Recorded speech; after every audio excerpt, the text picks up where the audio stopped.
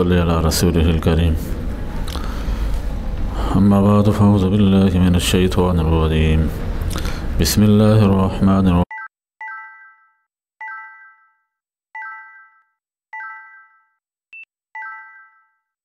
قال یا قوم اعبدوا اللہ ما لکم من الہ غیرہ ان انتم الا مفترون۔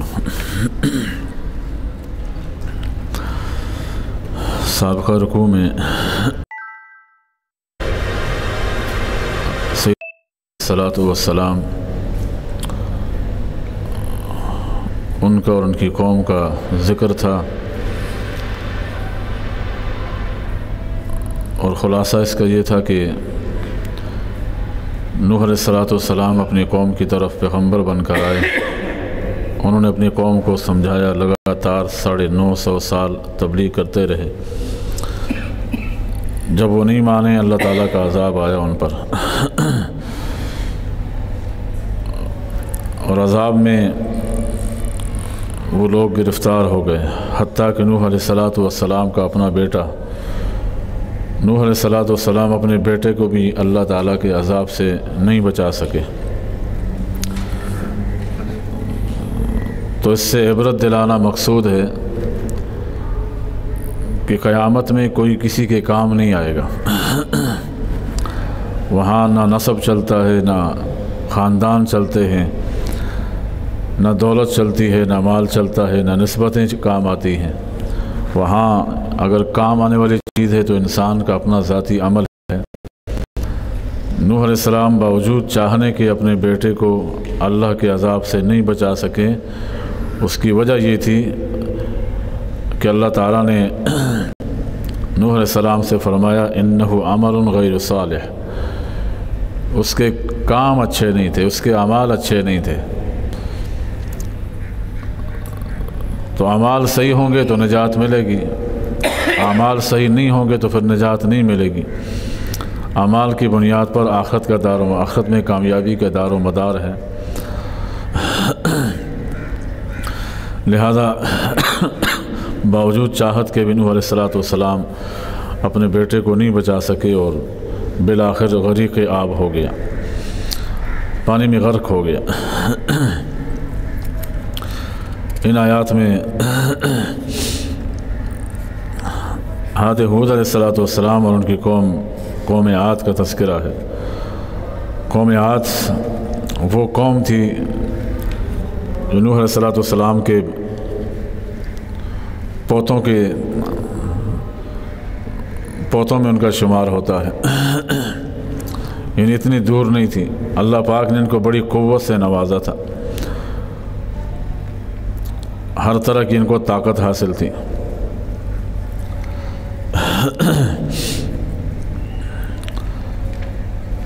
جب اللہ رب العزت نے ان میں سے ایک قوم کو تباہ کیا نہ ماننے کی وجہ سے، تو انہوں نے کیا کیا، مکان تو ان کے تباہ ہو گئے، تو انہوں نے ایسا کام کیا کہ تاکہ مکان کبھی زلزلے طوفان بھی آ جائیں تو ہمارے مکانوں کو کبھی نقصان نہ پہنچے، ایسا کام کیا ان لوگوں نے کہ پہاڑوں کے اندر بڑی بڑی چٹانوں کو تراش کر اپنے گھر بنائے۔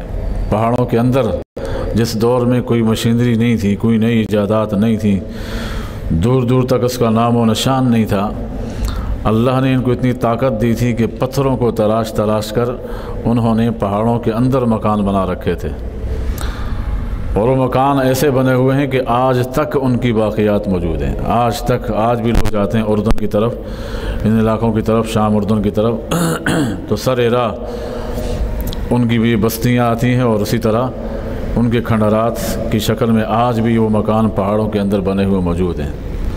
لوگ جا کے دیکھتے ہیں، دنگ رہ جاتے ہیں کہ یہ کس قسم کے لوگ تھے کہ اللہ پاک نے ان کو ایسی طاقت دی تھی۔ تو ان کو اپنی طاقت پہ بڑا ناز تھا، چنانچہ انہوں نے پہاڑوں کے اندر گھر بنا دیے۔ اب آندھی طوفان ان کا کچھ نہیں بگاڑ سکتے تھے، لیکن اللہ پاک نے سمجھایا کہ سمجھ جاؤ، اللہ پاک کے عذاب کی شکلیں مختلف ہیں۔ وہ کبھی آندھی طوفان بھیج کے عذاب دیتا ہے، کبھی زلزلے لا کر دیتا ہے، کبھی بارشیں برسا کر عذاب برسا دیتا ہے، کبھی ایسا بھی ہوتا ہے کہ کسی اور شکل کا عذاب آتا ہے۔ चुनांचे जब ये लोग नहीं माने तो अल्लाह पाक ने क्या किया, फरिश्ते को हुक्म दिया, फरिश्ते ने ऐसी चीख मारी, ऐसी ज़ोरदार चीख थी कि उनके पर्दे कानों के फट गए और फटने की वजह से मर गए सारे। ऐसी ज़ोरदार चीख थी। बावजूद है कि अपने उन पहाड़ों के अंदर, अपने मकानों के अंदर बैठे हुए, दबक कर बैठे हुए थे, लेकिन वो चीख इतनी ज़ोरावर थी कि उसको बर्दाश्त नहीं कर सके और सारे के सारे अपने घरों के अंदर बैठे हुए भी मर गए। तो अल्लाह उनको दिखाना चाहता था कि मेरे अज़ाब से बच के कहीं नहीं जा सकते, मेरी कुदरत से बाहर नहीं जा सकते, तुम्हें समझ जाना चाहिए था। तो ये आने वाले लोगों के लिए भी इबरत है कि हमने इतनी बड़ी कौमों को तबाह कर दिया। अपने आप को कुछ कहने वाले थे, 60-60 फुट उनके कद थे, 60-60 हाथ उनके कद थे, हाथ के इतने बड़े लंबे कद थे। उनके बारे में आता है कि उनके तलवे, पाँव के जो तलवे हैं उसमें और टखनों में, पाँव के तलवे और टखनों में 1 गज़ का फासला था। पाँव के तलवे और पाँव के टखनों में 1 गज़ का फासला था। फिर अंदाज़ा लगाएं कि ऊपर जिस्म का क्या हाल होगा। 10 गज़ वो चौड़े थे, 10 गज़ उनके जिस्मों की चौड़ाई थी। तो इतने मोटे थे, वो कहाँ गए, खसो खाशाक बन गए। जब अल्लाह ताला का हुक्म आया, कुछ भी ना रहे, नेस्त व नाबूद हो गए। तो इसलिए अल्लाह ताला मौजूदा लोगों को भी समझाना चाहते हैं कि तुम कोई चीज़ नहीं हो उनके सामने, तो उनको तुम 100वां हिस्सा भी नहीं हो जो अल्लाह ने ताकत उनको दी थी। इसलिए नबी सल्लल्लाहु अलैहि वसल्लम की बातों को मान लो, हिदायत पर आ जाओ, नहीं तो तुम्हारा भी वो हशर होगा जो उन कौमों का बना है। वइला आदिन अखाहु हूदा, हमने कौम आद की तरफ उनके भाई हूद अलैहिस्सलाम को भेजा। नूह अलैहिस्सलाम के पोतों में आते हैं। क़ाल या क़ौम अब्दुल्लाह मा लकुम मिन इलाहिन गैरुह, उन्होंने अपनी कौम को समझाया कि ए मेरी कौम, अल्लाह ताला की इबादत करो, तुम्हारे लिए उसके सिवा कोई माबूद नहीं। इन अंतुम इल्ला मुफ्तरून, जिन बुतों को तुम इबादत करते हो ये तुमने खुद तराश रखे हैं। या कौम ला असअलुकुम अलैहि अजरा, ए लोगों मैं तुमसे इस पर तनख्वाह नहीं मांगता हूँ, उजरत नहीं मांगता हूँ। इन अजरिया इल्ला अलल्लज़ी फतरनी, मेरी उजरत तो उस ज़ात पर है जिसने मुझे पैदा किया है। अफला ताक़िलून, क्या तुम समझते नहीं हो। या कौम इस्तग़फ़िरू रब्बकुम सुम्मा तूबू इलैहि युरसिलिस समा अलैकुम मिदरारा, और एक कौम, कुछ लोग बड़े उल्टे दिमाग के होते हैं, वो कहते हैं अल्लाह का पैगम्बर कहता है ला असअलुकुम अलैहि अजरा, मैं तुमसे तनख्वाह नहीं मांगता, लिहाजा दीनी कामों में तनख्वाह नहीं होनी चाहिए। बेचारे फिर लोग क्या करेंगे, इमाम को तनख्वाह नहीं लेनी चाहिए, मौज़िन को नहीं लेनी चाहिए, कुरान पढ़ाने वाले को नहीं लेनी चाहिए। तो गलत इस्तिदलाल है। बाद आप सल्लल्लाहु अलैहि वसल्लम के दौर में इमामों को, मौज़िनों को नहीं दी जाती थी, इसलिए नहीं कि उनके लिए बैतुलमाल से वज़ाइफ मुकर्रर थे। बैतुलमाल से उनको पूरा वजीफ़ा दिया जाता था, पूरा उनको अजर मिलता था। और ऐसा नहीं जैसे आजकल तरखाया जाता है इमामों को, मौज़िनों को 15-20 हज़ार दे के समझते हैं बहुत बड़ा वो करते हैं, कमाल कर दिया। हर दौर में उजरत इतनी होनी चाहिए जितना एक आमद बंदे का गुज़र बसर हो सके। तो उस दौर में चूँकि बाकायदा वो हुकूमत की तरफ से वज़ाइफ थे, तो इसलिए आप अलैहिस्सलाम ने मना कर रखा था और इस पर उजरत देने को मना किया गया। लेकिन जब ये सिलसिला ख़त्म हुआ, बैतुलमाल के सिलसिले ख़त्म हो गए, तो अब अगर फ़ुक़हा ने उसके बाद फिर इजाज़त दे दी, क्योंकि अगर नहीं करेंगे या अगर उजरत नहीं मांगेंगे तो फिर दीन को संभालने वाला कोई नहीं होगा, फिर दीनी कामों को करने वाला फिर कोई, ज़ाहिर बात है इनके भी पेट हैं, इनके भी अहल अयाल हैं, तो उसको उनका ख्याल करने के लिए इनको फिर ज़ाहिर बात है दुनियादारी के धंधों में पड़ना पड़ेगा। और जब दुनिया की तरफ सारे आएंगे तो फिर दीन का तो बेड़ा गर्क हो जाएगा, फिर दीन को संभालने वाला कौन होगा। तो गलत किस्म के इस्तिदलाल करते हैं बाद लोग। अफला ताक़िलून, क्या तुम समझते नहीं हो। या कौम अस्तग़फ़िरू रब्बकुम, ए मेरी कौम अपने रब से गुनाहों की बख्शिश तलब करो। सुम्मा तूबू इलैहि, फिर उसकी तरफ रुजू करते रहो। युरसिलिस समा अलैकुम मिदरारा, वो तुम्हारे ऊपर मौसलादार बारिश बरसाएगा। वयज़िदकुम क़ुव्वतन इला क़ुव्वतिकुम, तुम्हारी क़ुव्वत में इजाफ़ा करेगा। वला ततवल्लव मुजरिमीन, मुँह फेर कर मत भागो जुर्म करते हुए। ये देखें इस्तिग़फ़ार के फ़ायदे बता रहे हैं अल्लाह पाक। आप सल्लल्लाहु अलैहि वसल्लम को अल्लाह ने एक जगह खिताब फरमाया ما کان اللہ لیعذبہم وانت فیہم، اے پیغمبر جب تک آپ ان لوگوں میں موجود ہیں ان پہ عذاب نہیں آ سکتا، اللہ ان پر عذاب نہیں مسلط کرے گا جب تک آپ ان میں موجود ہیں۔ اور دوسری صورت عذاب سے بچنے کی یہ ہے کہ جب اس وقت بھی اللہ ان کو عذاب نہیں دے گا جب یہ استغفار کرتے رہیں گے۔ دو کام جب تک ہوں گے اللہ کا عذاب اس قوم پر نہیں آئے گا۔ جب تک آپ علیہ السلام ہیں اجتماعی طور پر عذاب نازل نہیں ہو سکتا۔ وما کان اللہ معذبہم وہم یستغفرون، اللہ ان کو عذاب تب بھی نہیں دے گا جب یہ اللہ تعالیٰ کے سے اپنے گناہوں کی بخشش طلب کرتے رہیں، تب بھی ان کو کوئی سزا نہیں ملے گی، کوئی عذاب نہیں آئے گا ان کے اوپر۔ تو سب سے بڑا فائدہ تو استغفار کا کیا ہے کہ اللہ تعالیٰ ان کو عذاب سے اجتماعی طور پر عذاب سے بچا دیں گے۔ دوسرا فائدہ یہ ہے کہ رحمت کی بارشیں برسیں گی، یرسل السماء علیکم مدرارا۔ دوسرا فائدہ استغفار کا کیا ہے کہ رحمت کی بارشیں اللہ تعالیٰ بھیجیں گے۔ تیسرا فائدہ یہ ہے کہ اللہ تعالیٰ مالی اور جانی قوت میں اضافہ کریں گے، مال بھی بڑھے گا اور اللہ تعالیٰ اولاد میں بھی برکت عطا فرمائیں گے۔ تین بڑے بڑے فائدے ہیں استغفار کے۔ اور چوتھا فائدہ یہ ہے کہ اللہ تعالیٰ قیامت میں ایسے لوگوں کو نامراد نہیں کریں گے۔ تو تین فائدے دنیا میں اور ایک فائدہ آخرت میں۔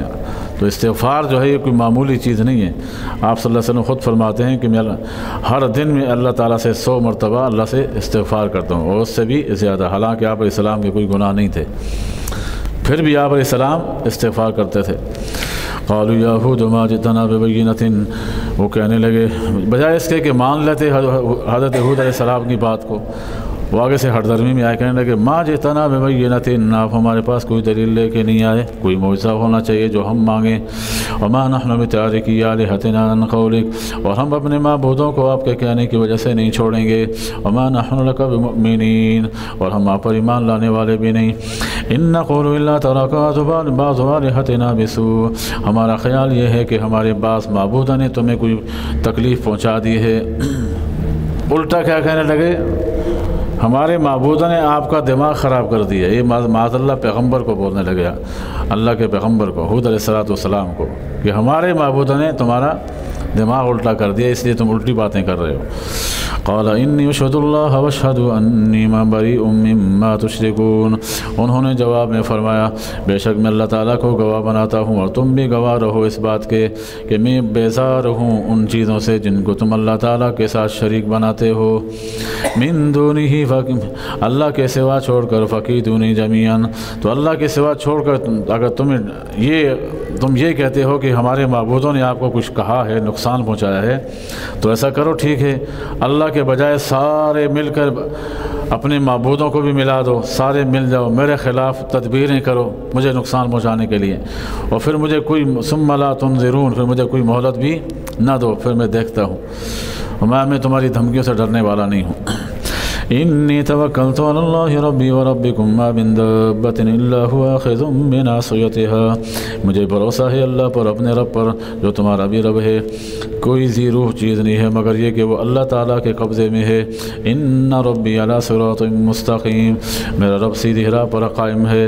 فإن تولوا فقد ابلغتکم ما ارسلت به الیکم، اگر وہ منہ موڑتے ہیں تو پھر جان لیں میں تمہیں پہنچا چکا ہوں وہ پیغام جس کی طرف مجھے تمہاری طرف دے کر بھیجا گیا ہے۔ وَيَسْتَخْلِفُ رَبِّي قَوْمًا غَيْرَكُمْ، اور یاد رکھو میرا رب تمہارے بجائے کسی اور قوم کو لے آئے گا اگر تم ایمان نہیں لاؤ گے۔ وَلَا تَضُرُّونَهُ شَيْئًا، اور تم اللہ تعالیٰ کا کچھ بگاڑ نہیں سکتے۔ إِنَّ رَبِّي عَلَى كُلِّ شَيْءٍ حَفِيظٌ، میرا رب ہر شے پر نگہبان ہے، حفاظت کرنے والا ہے۔ وَلَمَّا جَاءَ أَمْرُنَا نَجَّيْنَا هُودًا وَالَّذِينَ آمَنُوا مَعَهُ بِرَحْمَةٍ مِنَّا وَنَجَّيْنَاهُم مِّنْ عَذَابٍ غَلِيظٍ، اور جب ہمارے عذاب کا فیصلہ آ گیا تو ہم نے بچایا دیا حضرت ہود علیہ السلام کو اور ان لوگوں کو جو ان پر ایمان لائے تھے، محض اپنے فضل سے، برحمت منا، محض اپنے فضل سے بچایا۔ وَنَجَّيْنَاهُم مِّنْ عَذَابٍ غَلِيظٍ، اور ہم نے ان کو سخت ترین عذاب سے بچا دیا، اور جو دوسرے تھے ان کو ہم نے تباہ کر دیا۔ وتلک عاد، یہ تھی قوم عاد، جحدوا بآیات ربہم، انہوں نے اپنے رب کی آیتوں کی انکار کیا، وعصوا رسلہ، اور رسولوں کی نافرمانی کی، رسولوں کی، حالانکہ رسول تو ایک آئے تھے ان پر، حضرت ہود علیہ السلام رسول بن کے آئے تھے، تو جہاں جمع کیوں فرمایا وعصوا رسلہ، کہ اپنے رسولوں کی نافرمانی کی؟ تو وجہ یہ ہے کہ سب رسولوں کی دعوت ایک ہی تھی، سب جو بھی رسول آیا اس نے کیا دعوت دی؟ بھائی لوگوں لا الہ الا اللہ پڑھ لو کامیاب ہو جاؤ گے۔ تو ایک کی دعوت کو ٹھکرانا گویا کہ سارے نبیوں کی دعوت کو ٹھکرانا ہوگا، اس لیے اللہ تعالیٰ نے جمع کا لفظ استعمال فرمایا۔ واتبعوا امر کل جبار عنید، اور وہ اتباع کرنے لگے ہر متکبر آدمی کی جو ضدی ہو، عنید جو ضدی آدمی ہو۔ وَأُتْبِعُوا فِي هَذِهِ الدُّنْيَا لَعْنَةً وَيَوْمَ الْقِيَامَةِ، اور ڈال دی گئی ان کے لیے اس دنیا کے اندر لعنت اور قیامت کے دن بھی۔ أَلَا إِنَّ عَادًا كَفَرُوا رَبَّهُمْ، خبردار قوم عاد نے اپنے رب کی ناشکری کی، اللہ کا کفر کیا۔ أَلَا بُعْدًا لِعَادٍ قَوْمِ هُودٍ، دوری ہو قوم عاد کے لیے، یعنی قوم ہود علیہ السلام کے لیے۔ وَإِلَىٰ ثَمُودَ أَخَاهُمْ صَالِحًا قَالَ يَا قَوْمِ اعْبُدُوا اللَّهَ مَا لَكُم مِّنْ إِلَٰهٍ غَيْرُهُ وَأَنشَأَكُم مِّنَ الْأَرْضِ وَاسْتَعْمَرَكُم فِيهَا فَاسْتَغْفِرُوهُ ثُمَّ تُوبُوا إِلَيْهِ إِنَّ رَبِّي قَرِيبٌ مُّجِيبٌ۔ حضرت ہود علیہ السلام اور حضرت صالح علیہ السلام یہ تقریباً قریب زمانے کے ہیں، تو اس لیے قوم سمود کا ذکر کیا۔ قوم سمود کی طرف اللہ تعالیٰ نے حضرت صالح علیہ السلام کو پیغمبر بنا کر بھیجا تھا۔ یہ لوگ بھی بتوں کی عبادت کرتے تھے۔ صالح علیہ السلام نے ان کو سمجھایا بھائی باز آ جاؤ۔ انہوں نے پھر کہا کہ ٹھیک ہے، ہم آپ کی بات تب مانیں گے آپ ہمیں ایک معجزہ دکھا دیں۔ کون سا معجزہ؟ کہنے لگے یہ سامنے ایک بڑے پتھر ہے، تو ان کے سامنے تھا پہاڑ میں، تو انہوں نے کہا کہ اس پہاڑ سے ایسا کریں ہمارے لیے اونٹنی نکل آئے، اور صرف اونٹنی نہ ہو، وہ ایسی اونٹنی ہو کہ گابن ہو، یعنی بچے والی ہو، اس کے پیٹ میں حمل بھی ہو، ایسی اونٹنی چاہیے ہمیں۔ ایسے لوگ تھے کہ جیسے کوئی ان کی باپ کی جاگیر ہوتی ہے نا، کہ جو مانگے اور اٹھ کے مل جائے، ان کو ایسا سوال کر رہے تھے۔ صالح علیہ السلام کو چونکہ خواہش تھی، ہر پیغمبر اس بات کا متمنی ہوتا ہے کہ اس کی امت کیا ہو جائے، کامیاب ہو جائے، کسی طرح ایمان لے آئے۔ تو صالح علیہ السلام نے کہا یا اللہ یہ سوال تو الٹا کر رہے ہیں، لیکن یا اللہ میری چاہت یہ ہے کہ کسی طرح ایمان لے آئیں، لہذا آپ ان کے لیے ایسے معجزے کا انتظام فرما دیں۔ چنانچہ اللہ تبارک و تعالیٰ نے صالح علیہ السلام کی دعا قبول کی، اور دیکھتے ہی دیکھتے وہ پتھر دو ٹکڑے ہوا، اس سے اونٹنی بھاگتی ہوئی سامنے آئی، اور ایسی اونٹنی تھی جو 10 ماہ کی حاملہ اونٹنی تھی۔ باہر آتے ہی تھوڑی ہی دیر میں بچہ اس نے جنم دے دیا، بچہ بھی پیدا ہو گیا۔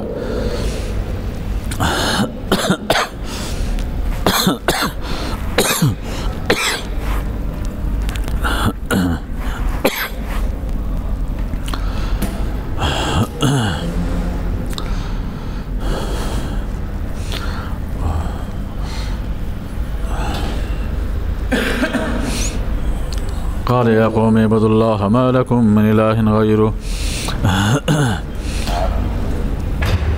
وہ کہنے لگے کہ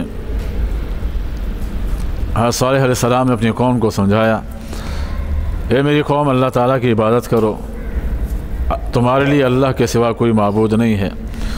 هو انشأکم من الارض، اسی نے تمہیں زمین سے پیدا کیا، واستعمرکم فیہا، تمہیں زمین میں آباد کیا، فاستغفروا، اسی سے اپنے گناہوں کی بخشش طلب کرو، ثم توبوا الیہ، اس کی طرف رجوع کرو، ان ربی قریب مجیب، میرا رب قریب بھی ہے اور تمہاری پکار کا جواب بھی دیتا ہے۔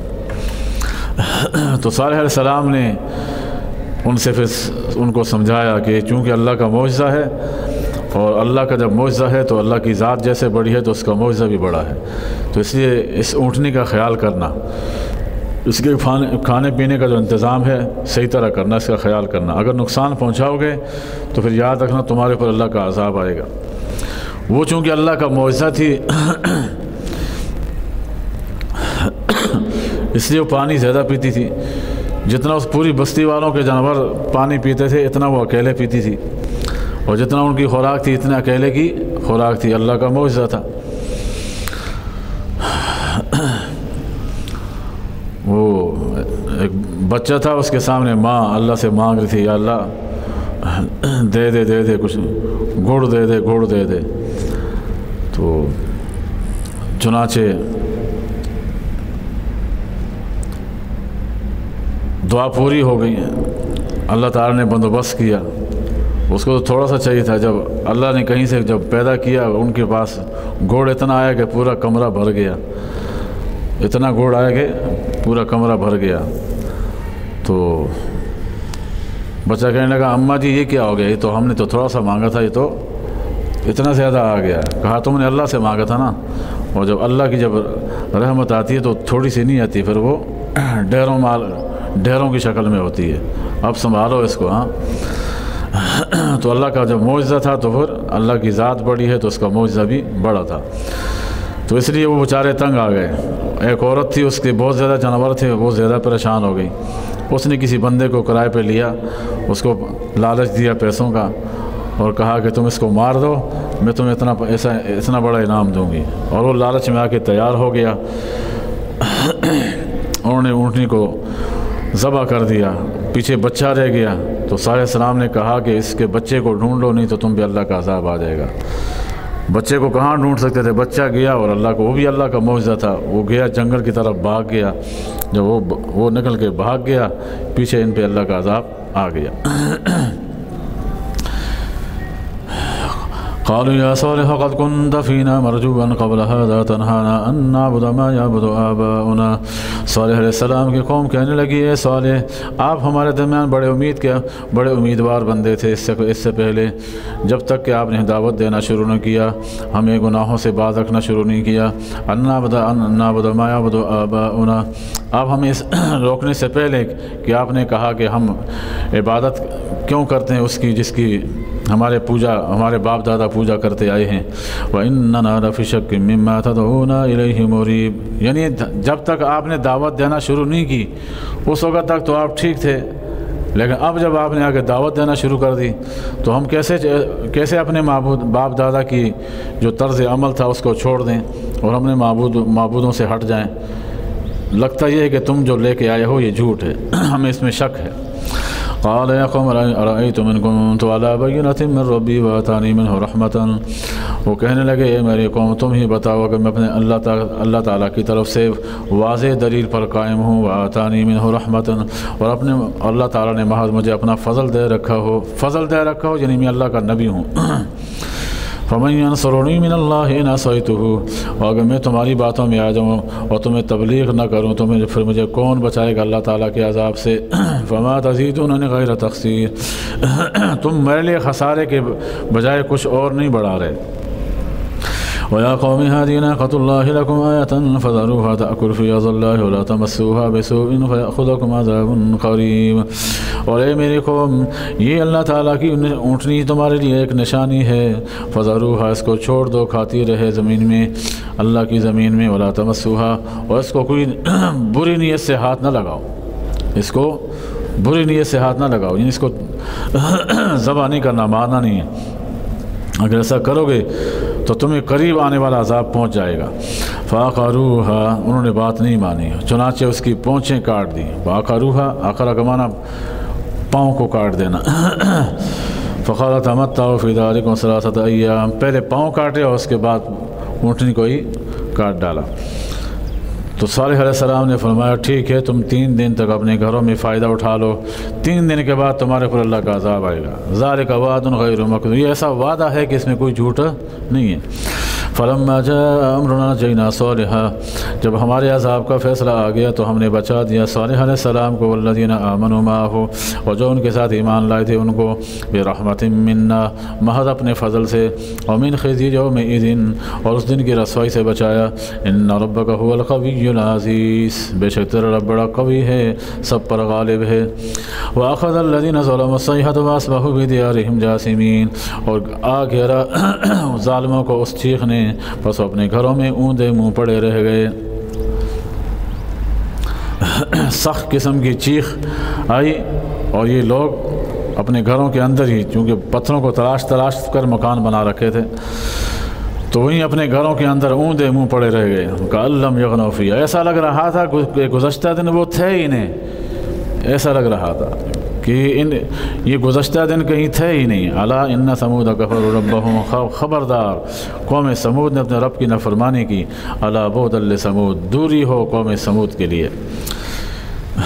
وَلَقَدْ جَاءَتْ رُسُلُنَا إِبْرَاهِيمَ بِالْبُشْرَىٰ قَالُوا سَلَامًا قَالَ سَلَامٌ فَمَا لَبِثَ أَن جَاءَ بِعِجْلٍ حَنِيذٍ۔ آگے ابراہیم علیہ السلام کا تذکرہ ہے۔ ہمارے رسول یعنی فرشتے ابراہیم علیہ السلام کے پاس آئے، خوشخبری دے کر کے آئے، قالوا سلاما، کہنے لگے اے ابراہیم آپ پر سلامتی ہو، قال سلام، تو انہوں نے سلام کا جواب دیا، فما لبث ان جاء بعجل، تو دیر نہیں لگی تھی، ٹھہرے نہیں تھے مگر یہ کہ بھنا ہوا بچڑا اٹھا کے لے آئے۔ ابراہیم علیہ السلام چونکہ وہ پیغمبر ہیں جنہوں نے سب سے پہلے مہمان نوازی کی ہے، مہمان نوازی میں سب سے پہلے انہوں نے کی ہے، تو اس لیے بڑے مہمان نواز تھے۔ وہ یہ پوچھتے نہیں کہ ٹھنڈا چاہیے گرم چاہیے، ہاں آپ نے کھانا ہے یا نہیں کھانا ہے، آپ کو پانی چاہیے نہیں چاہیے، چائے آپ کو چاہیے یا نہیں چاہیے۔ تو جو مہمان نواز ہوتے ہیں وہ بھی نہیں پوچھتے، ہاں جو چیز اس وقت میسر ہو پہلے وہ پیش کرتے ہیں، اس کے بعد پھر پوچھتے ہیں، حال احوال پوچھتے ہیں۔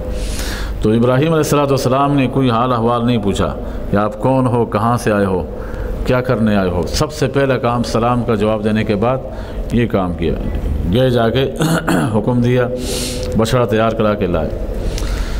وہ تو فرشتے تھے، فرشتے تو انسانی ضروریات سے پاک ہوتے ہیں، کھانا پینا اس سے پاک ہوتے ہیں، تو ان سے کہا کھانا کھائیں، وہ آگے ہاتھ نہیں بڑھا رہے، یہ پریشان ہو گئے۔ اس وقت رواج تھا کوئی کسی کا مہمان بنتا تھا اور ان کی آپس میں دشمنی ہوتی تو کوئی دشمن کے گھر کا کھانا نہیں کھاتا تھا، تو چونکہ یہ ایک رواج بنا ہوا تھا تو اس لیے ابراہیم علیہ السلام ڈر گئے کہ یہ تو کوئی دشمن آ گئے مجھے نقصان پہنچانے کے لیے، میرے گھر والوں کو نقصان پہنچانے کے لیے آئے ہیں، کیونکہ یہ کھانا بھی نہیں کھا رہے ہیں، اور دشمن کھانا نہیں کھاتا تھا، اگر اپنا دوست ہوتا تو وہ کھانا کھاتا تھا۔ تو یہ پتہ نہیں تھا کہ یہ کون ہے، اللہ تعالیٰ کے فرشتے ہیں، وہ سمجھے کہ واقع انسان ہیں۔ فَلَمَّا رَأَىٰ أَيْدِيَهُمْ لَا تَصِلُ إِلَيْهِ نَكِرَهُمْ وَأَوْجَسَ مِنْهُمْ خِيفَةً، جب ابراہیم علیہ السلام نے دیکھا کہ ان کے ہاتھ اس کھانے کی طرف نہیں بڑھ رہے، نَكِرَهُمْ، انہوں نے اجنبی سا محسوس کیا، اوپرا سا محسوس کیا، وَأَوْجَسَ مِنْهُمْ خِيفَةً، اور اس سے کچھ گھبرا گئے، ان سے دل میں گھبرا گئے۔ فرشتوں نے دیکھا کہ آثار گھبراہٹ کے دیکھ لیے، فوراً کہا آپ گھبرائیں نہیں، ہم فرشتے ہیں، ہم اللہ تعالیٰ کی طرف سے فرشتے آئے ہیں اور ہمیں دو کام دے کے اللہ نے بھیجا ہے، ایک تو آپ کو خوشخبری سنانی ہے، بچے کی عمر 100 سال یا اس سے اوپر تھی، تو ایک تو خوشخبری دینی کہ اللہ آپ کو بچہ بیٹا دے گا، اور دوسری یہ کہ آپ کا بھتیجا حضرت لوط علیہ السلام، وہ قریب میں ایک بستی تھی نینوا بستی، اس طرف اللہ نے اس کو پیغمبر بنا کر بھیجا تھا کہ ان کی قوم چونکہ بہت سرکش قسم کی قوم ہے، اور دنیا میں ایسا گناہ جو انہوں نے کیا کسی نے آج تک ایسا گناہ نہیں کیا، تو چونکہ بہت غلط گناہ میں مبتلا ہیں اور بار بار سمجھانے کے وہ سمجھ نہیں رہے، تو اللہ تعالیٰ نے ان پر ہمیں عذاب کے لیے بھیجا ہے، تو یہ دو کام کرنے آئے ہیں۔ قالوا لا تخف، مگر ڈرو نہیں، انا ارسلنا الی قوم لوط، ہمیں بھیجا گیا ہے لوط علیہ السلام کی قوم کی طرف، وامرأتہ قائمۃ فضحکت فبشرناها باسحاق، بیوی ان کی پیچھے کھڑی تھیں اوٹ میں، وہ ہنس پڑی فرشتوں کی اس بات سے، فبشرناها باسحاق، چنانچہ انہوں نے اس کے بعد اسحاق علیہ السلام کی خوشخبری بھی دے دی، ومن وراء اسحاق یعقوب، اور اسحاق علیہ السلام کے بعد یعقوب کی بھی خوشخبری سنا دی۔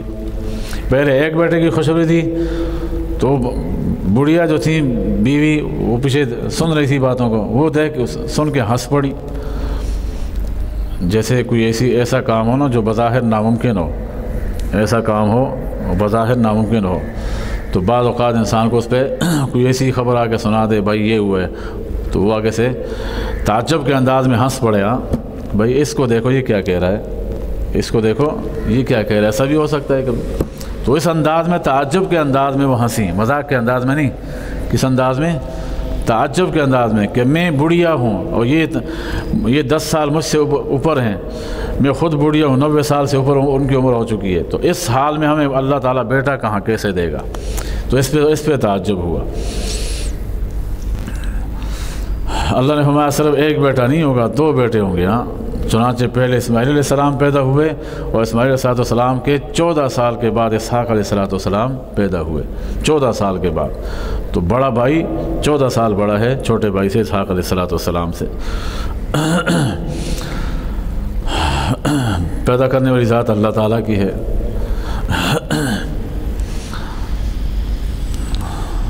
ہمارے ہاں محلے میں ایک صاحب ہیں ماشاءاللہ، بیوی کا انتقال ہو گیا تھا، تو پوتے بھی ہیں اس کے بڑے بڑے پوتے، مجھ سے بہت پہلے قرآن پڑھ چکے ہیں، ابھی تو پوتے بھی جوان ہیں۔ تو بیوی کا انتقال ہوا، دادی اماں فوت ہوئیں، تو دوسری دادی اٹھا کے لے آئے، شادی کر دی، اور اللہ تعالیٰ نے 65 سال کی عمر میں بچہ دے دیا۔ 65 سال کی عمر میں اللہ تعالیٰ نے بچہ دے دیا، اور ایک بچہ نہیں، اس کے بعد اور بھی ہوا دوسرا بچہ۔ تو دینے والی ذات کس کی ہے؟ اللہ تعالیٰ کی ہے، جسے چاہتا ہے دیتا ہے، جس کو چاہے بڑی جوانی میں نہ دے، جس کو چاہے ایسے بڑھاپے میں دے دے کہ وہ قبر کے کنارے کھڑا ہو۔ تو یہ ابراہیم علیہ السلام کی بیوی دیکھ کے مسکرا گئیں۔ قالت یا ویلتا آلد وانا عجوز وہذا بعلی شیخا، تعجب کے انداز میں کہنے لگیں، ہائے میری بربادی، کیا میں بچہ جنوں گی اس حال میں کہ میں بانجھ ہو چکی ہوں، وہذا بعلی شیخا، اور یہ میرے شوہر نامدار کیا ہیں، بڑھاپے کے عالم میں ہیں، کیسے اولاد ہوگی؟ ان ھذا لشیء عجیب، یہ تعجب خیز بات ہے۔ فرشتوں نے کہا، قالوا تعجبین من امر اللہ رحمت اللہ وبرکاتہ علیکم اہل البیت انہ حمید مجید۔ کہا فرشتوں نے، کیا تمہیں تعجب ہو رہا ہے اللہ کے معاملے سے؟ یاد رکھو یہ اللہ تعالیٰ کی رحمت ہے اور اس کی برکتیں ہیں، اے نبی کی اہل والیو، انہ حمید مجید، بے شک اللہ تعالیٰ کی ذات بڑی بزرگ ہستی والی ہے، اللہ قابل تعریف ذات ہیں، مجید بڑی بزرگی والے ہیں، وہ جس کام کا ارادہ کر لیں وہ پورا ہو کے ہوتا ہے۔ فلما ذهب عن ابراہیم الرو وجاءته البشرى يجادلنا في قوم لوط، چنانچہ جب ابراہیم علیہ السلام سے وہ خوف جاتا رہا اور اس کو خوشخبری بھی مل گئی، تو ہم سے بحث کرنے لگے لوط علیہ السلام کی قوم کے بارے میں۔ انہوں نے کہا تھا نا کہ ہم ان کی بستی کے اوپر جا رہے ہیں، عذاب لا رہے ہیں، تو وہ کہنے لگے یہ تو میرا بھتیجا بھی ہے اور بھی کچھ نئے ایمان والے لوگ بھی ہیں، وہ تو وہاں تو ان پہ بھی عذاب آ جائے گا، تو اس لیے بحث کی کہ میرے بھتیجے کو کچھ نہیں کہنا۔ تو اللہ تعالیٰ نے جواب میں فرمایا، بے شک تمہارے بھتیجے کو ہم کچھ بھی نہیں کہیں گے۔ عذاب کس پہ لانا چاہتے ہیں؟ ان کی قوم پر لانا چاہتے ہیں۔ ان ابراہیم لحلیم اوواہ منیب، بے شک ابراہیم علیہ السلام بڑے بردبار تھے، ٹھنڈے مزاج والے تھے، اوواہ اللہ تعالیٰ کی طرف رجوع کرنے والے کثرت سے، یہ مبالغہ کا صیغہ ہے۔ منیب، اوواہ کا معنی بھی رجوع کرنے والے، منیب کا معنی بھی کیا ہے؟ رجوع کرنے والے۔ یا ابراہیم ارزن ھذا، یا ابراہیم ان باتوں کو چھوڑ دو کہ بچہ کیسے ہوگا کیسے نہیں ہوگا، یہ اللہ کا کام ہے، ان باتوں میں نہ پڑو۔ انہو قد جاء امر ربک، بے شک رب کا حکم آ چکا ہے، وانہم آتیہم عذاب غیر مردود، اور بے شک ان پہ آنے والا ہے ایسا عذاب جو واپس ٹلے گا نہیں۔ ولما جاءت رسلنا لوطا سیء بہم وضاق بہم ذرعا وقال ھذا یوم عصیب، چنانچہ جب آ گئے ہمارے قاصد، ہمارے طرف سے فرشتے آ گئے لوط علیہ السلام کے پاس، سیء بہم، انہوں نے برا محسوس کیا، کیونکہ وہ انتہائی نوخیز لڑکوں کی شکل میں آئے تھے، نوخیز لڑکوں کی شکل میں آئے تھے، اور ان کی قوم کا مزاج ایسا تھا کہ وہ ہم جنس پرستی کا شکار تھی، ایسا گناہ جو کہ دنیا کائنات میں کسی نے نہیں کیا تھا۔ آپ علیہ السلام نے فرمایا، میری قوم میں وہ تمام گناہ ہوں گے جو سابقہ تمام امتوں میں متفرق طور پر ہوتے رہے، وہ تمام گناہ میری امت کرے گی، تمام گناہ۔ وہ ناپ تول میں کمی کرتے تھے، میری امت ناپ تول میں کمی کرے گی۔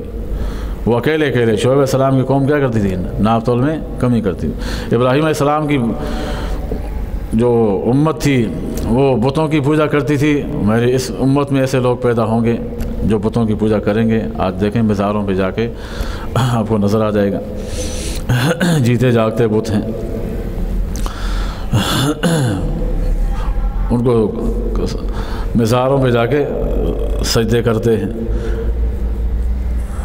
تو ایک قوم ان میں لوط علیہ السلام کی قوم کا عمل تھا، وہ ہم جنس پرستی کا شکار تھے، تو فرمایا میری امت کے اندر بھی یہ فعل ضرور ہوگا۔ تو وہ سارے گناہ اس امت میں پائے جاتے ہیں، لیکن عذاب سے کیوں بچے ہوئے ہیں؟ اجتماعی طور پر آپ صلی اللہ علیہ وسلم کی دعاؤں کی برکت کی وجہ سے بچے ہوئے۔ چنانچہ لوط علیہ السلام اسی وجہ سے پریشان ہو گئے، وضاق بہم ذرعا، ان کا دل تنگ پڑ گیا، وقال هذا يوم عصیب، دل ہی دل میں کہنے لگا یہ تو بہت سخت دن لگ رہا ہے، آج تو یہ میرے مہمانوں کے سامنے مجھے رسوا کریں گے۔ یہ تو مہمان ہیں، معزز مہمان آئے ہیں، ان کو نہیں پتہ تھا فرشتے ہیں، وہ سمجھے کہ کوئی مہمان آئے ہیں، اس لیے پریشان ہو گئے۔ قوم بد مزاج قسم کی قوم تھی، تو کہنے لگے آج بہت سخت دن آ گیا ہے میرے اوپر۔ وجاءہ قومہ یہرعون الیہ، چنانچہ ان کی قوم دوڑتی ہوئی آئی، جیسے باولا کتا ہو، ہاں اس کے سامنے جو کوئی بھی آ رہا ہے کیا کرتا ہے؟ کاٹتا ہے نا۔ تو بھاولے پن میں آگے دوڑتے ہوئے آئے کہ کہا کہ ان کے پاس مہمان آئے ہوئے نوخیز لڑکوں کی شکل میں، اعاذنا اللہ منہ، تو اس کے مزاج کے لوگ تھے یہ۔ چنانچہ ومن قبل کانوا یعملون السیئات، لوط علیہ السلام کو پتہ تھا کہ اس سے پہلے وہ کیا برے عمل کرتے تھے۔ قال یا قوم ہؤلاء بناتی ہن اطہر لکم، کہنے لگے اے میری قوم، یہ میری امت کی بیٹیاں ہیں، یہ تمہارے لیے پاکیزہ ہیں، ان کے ساتھ میں تمہارا نکاح کرا دیتا ہوں۔ فاتقوا اللہ، اللہ سے ڈرو، ولا تخزونی فی ضیفی، میرے مہمانوں کے سامنے مجھے رسوا مت کرو۔ الیس منکم رجل رشید، کیا تم میں سے کوئی عقل مند انسان نہیں ہے؟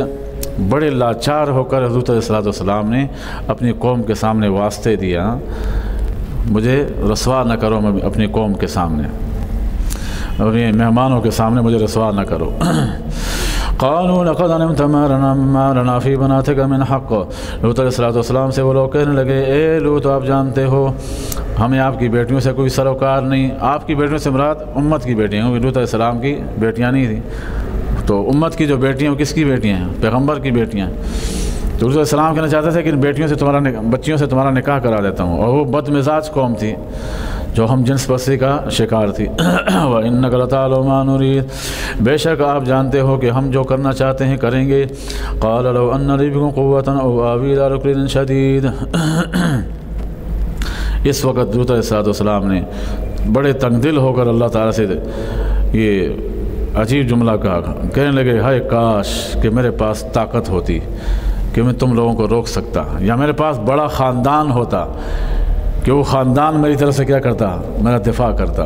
آج میرے مہمانوں کے سامنے مجھے رسوائی کا سامنا نہ کرنا پڑتا۔ روایتوں میں آتا ہے کہ لوط علیہ السلام نے جب یہ دعا مانگی نا، اللہ تعالیٰ تو سن رہے تھے، کس قدر لاچار ہو کر یہ دعا مانگی تھی، اتنی شدید پریشانی کے عالم میں یہ دعا مانگی تھی۔ یہ لوط علیہ السلام کا دل جانتا ہے اور اللہ جانتے ہیں کہ کس جذبے اور کس قدر تنگ دل ہو کر یہ دعا مانگی۔ اس کے بعد کہتے ہیں کہ اللہ تعالیٰ نے جو بھی پیغمبر بھیجا ہے بڑے خاندان میں بھیجا ہے۔ لوط علیہ السلام کے بعد جو بھی پیغمبر اللہ نے بھیجا تو ان کی خواہش تھی کہ کاش کہ میرا بڑا خاندان ہوتا، تو اللہ تعالیٰ نے کیا کیا؟ پھر ہر پیغمبر کو اس کے بعد بڑے خاندان میں بھیجا۔ آپ صلی اللہ علیہ وسلم کو وہ لوگ شروع میں اسی لیے وہ تکلیف تو پہنچاتے تھے قریش والے، لیکن ان کو ساتھ ساتھ ڈر بھی ہوتا تھا، کیونکہ آپ صلی اللہ علیہ وسلم کا خاندان بڑا تھا، ان کو آپ کے خاندان کا ڈر ہوتا تھا کہ کہیں ایسا نہ ہو کہ ہم سے جنگ شروع نہ کر دے آپ کا خاندان، اس لیے کھل کر وہ آپ علیہ السلام کو تکلیف نہیں پہنچا سکتے تھے، چھپ کے کبھی جا کے تکلیف میں پہنچاتے وہ کر سکتے تھے، لیکن کھلے عام طور پر جا کے تکلیف پہنچائیں یہ ان کی مجال نہیں تھی۔ قالوا یا لوط انا رسول ربک، وہ کہنے لگے اے لوط علیہ السلام ہم تیرے رب کی طرف سے فرشتے بن گئے ہیں، لن یصلوا الیک، یہ آپ کی طرف نہیں بڑھیں گے، فاسر باہلک، اپنے گھر والوں کو لے کر نکل جائیں، بقطع من اللیل، رات کے ایک حصے میں، ولا یلتفت منکم احد الا امرأتک، تم میں سے کوئی پیچھے منہ موڑ کے نہ دیکھے سوائے تمہاری بیوی کے، انہ مصیبها ما اصابهم، اس کو وہ تکلیف پہنچنے والی ہے، عذاب پہنچنے والا ہے جو ان کو پہنچے گا۔ ان موعدهم الصبح، بے شک ان کے وعدے کا وقت صبح کا وقت ہے۔ الیس الصبح بقریب، کیا صبح قریب نہیں ہے؟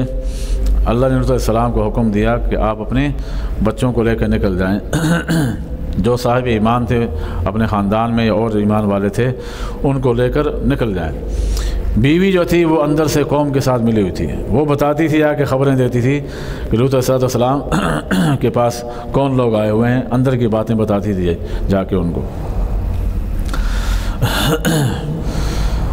یہاں بھی یہ معلوم ہو رہا ہے کہ نسبتیں کام نہیں آتی ہیں، اللہ کے ہاں نسبتیں کام نہیں آتی، نسب جو ہے وہ کام نہیں آتے۔ حضرت فاطمہ رضی اللہ تعالیٰ کو جب قبر میں ڈالا گیا، ایک صحابی نے آواز لگائی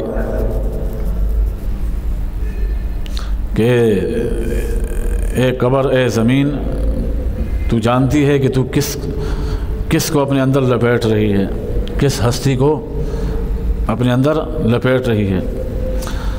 تو غیب سے آواز آئی، کہیں سنائی گئی کہ یاد رکھنا میں نسب کی جگہ نہیں ہوں، یہاں نسب کام نہیں آتے بلکہ یہاں پر اعمال کام آتے ہیں۔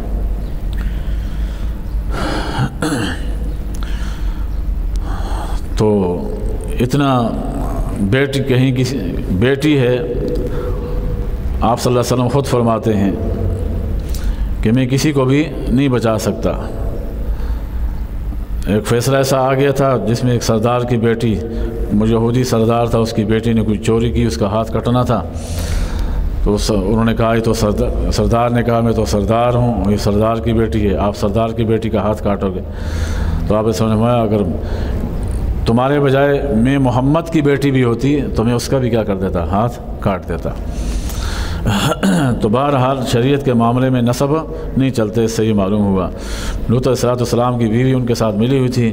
اللہ تبارک و تعالیٰ نے فرمایا آپ اپنے سارے خاندان کو لے کے نکل جائیں سوائے اپنی بیوی کے، کہ وہ بیوی ان کے ساتھ رہنے والوں میں سے ہے۔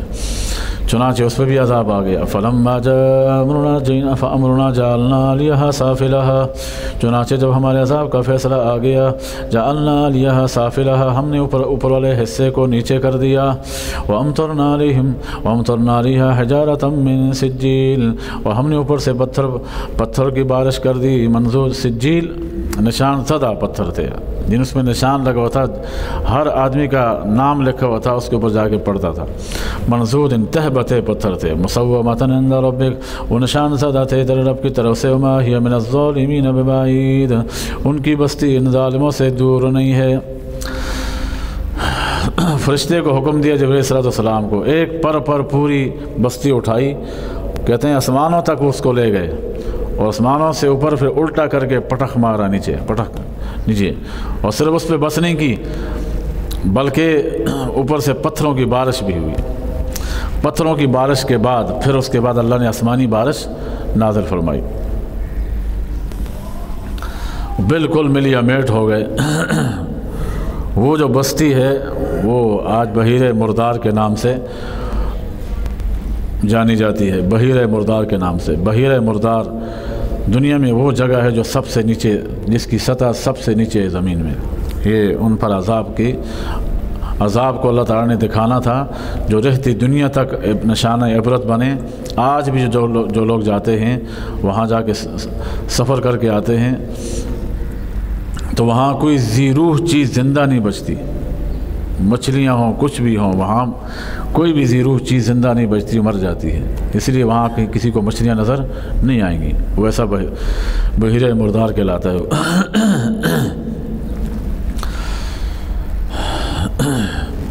وَإِلَىٰ مَدْيَنَ أَخَاهُمْ شُعَيْبًا قَالَ يَا قَوْمِ اعْبُدُوا اللَّهَ مَا لَكُم مِّنْ إِلَٰهٍ غَيْرُهُ، اور ہم نے بھیجا مدین کی طرف ان کے بھائی شعیب علیہ السلام کو۔ قال یا قوم اعبدوا اللہ، اے میری قوم اللہ تعالیٰ کی عبادت کرو۔ ما لکم من الہ غیر اللہ، کے سوا تمہارے لیے کوئی معبود نہیں۔ ولا تنقصوا المکیال والمیزان انی اراکم بخیر وانی اخاف علیکم عذاب یوم محیط۔ ان کی بری عادت کیا تھی کہ وہ ناپ تول میں کمی کرتے تھے، چیزوں میں ملاوٹ کرتے تھے، ناپ تول میں کمی الگ کرتے اور چیزوں میں ملاوٹ الگ کرتے تھے۔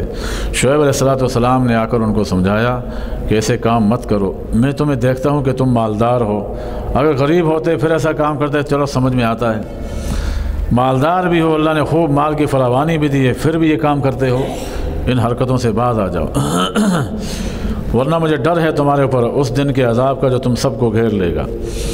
وَيَا قَوْمِ أَوْفُوا الْمِكْيَالَ وَالْمِيزَانَ بِالْقِسْطِ، اے میری قوم ناپ تول پورا کیا کرو انصاف کے ساتھ، وَلَا تَبْخَسُوا النَّاسَ أَشْيَاءَهُمْ، لوگوں کی چیزوں میں کمی مت کرو، وَلَا تَعْثَوْا فِي الْأَرْضِ مُفْسِدِينَ، زمین میں فساد پھیلاتے ہوئے مت پھرو۔ یہ اللہ تعالیٰ نے ناپ تول میں کمی کرنے کو فساد کہا گیا، ناپ تول میں کمی کرنے کو فساد فی الارض سے تعبیر کیا ہے، اس لیے کہ جب انسان یہ کام کرے گا، ناپ تول میں کمی کرے گا، تو اس کا اثر پوری عوام الناس تک پہنچے گا، اور پھر کیا ہوگا، ہر بندہ پھر اس کے دل میں بھی یہ بات آئے گی کہ جب وہ میرے ساتھ ایسا کر رہا ہے تو میں بھی ایسا کرتا ہوں۔ ہاں، دودھ والا دودھ میں ملاوٹ کرتا ہے تو وہ جاتا ہے آٹے والے کے پاس، تو آٹے والا کہتے جا تو میرے ساتھ دودھ میں ملاوٹ کرتا ہے، میں تیرے ساتھ آٹے میں ملاوٹ کرتا ہوں، برابر ہو گئے۔ تو ہر ایک دوسرے کو کیا کرتا ہے، رگڑ رہا ہے۔ آج ایسا ہی ہو رہا ہے، ہر بندہ اس چکر میں ہے کہ پیسہ زیادہ کمانے کے چکر میں جس کا جتنا بس چلتا ہے اتنا لوٹنے کی کوشش کرتا ہے۔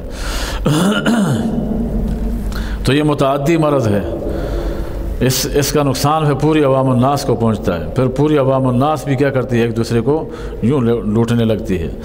بقیت اللہ خیر لکم، اللہ تعالیٰ کا دیا ہوا تمہارے پاس بہتر ہے، ان کنتم مؤمنین، اگر تم ایمان والے ہو۔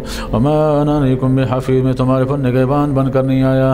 قالوا یا شعیب، کہنے لگے اے شعیب، صلاتک تأمرک ان نترک ما یعبد آباؤنا، اے شعیب کیا تمہاری نماز تمہیں حکم دیتی ہے کہ ہم چھوڑ دیں ان بتوں کو جن کی ہمارے باپ دادا عبادت کرتے آئے ہیں، او ان نفعل فی اموالنا ما نشاء، یا ہم کریں اپنے مالوں میں جو چاہیں، مطلب یہ کہ ہم اپنی مرضی نہیں چلائیں، اس میں جو تم کہو کہ ہم وہ کام کریں گے۔ تمہاری نماز سے یہ حکم دیتی ہے کہ ہم ان کا حرکتوں سے باز آ جائیں۔ تو بڑا نمازی بن گیا ہے، آج بھی ایسا کرتے ہیں نا، کسی کو سمجھاؤ نہ کہتے بڑا صوفی ہے تم، جا پرے جا، ہمیں سمجھاتا ہے۔ تو اس طرح کی الٹی سیدھی باتیں کرتے ہیں، جس طرح ان کو سنایا جاتا تھا آج بھی سناتے ہیں سنانے والے۔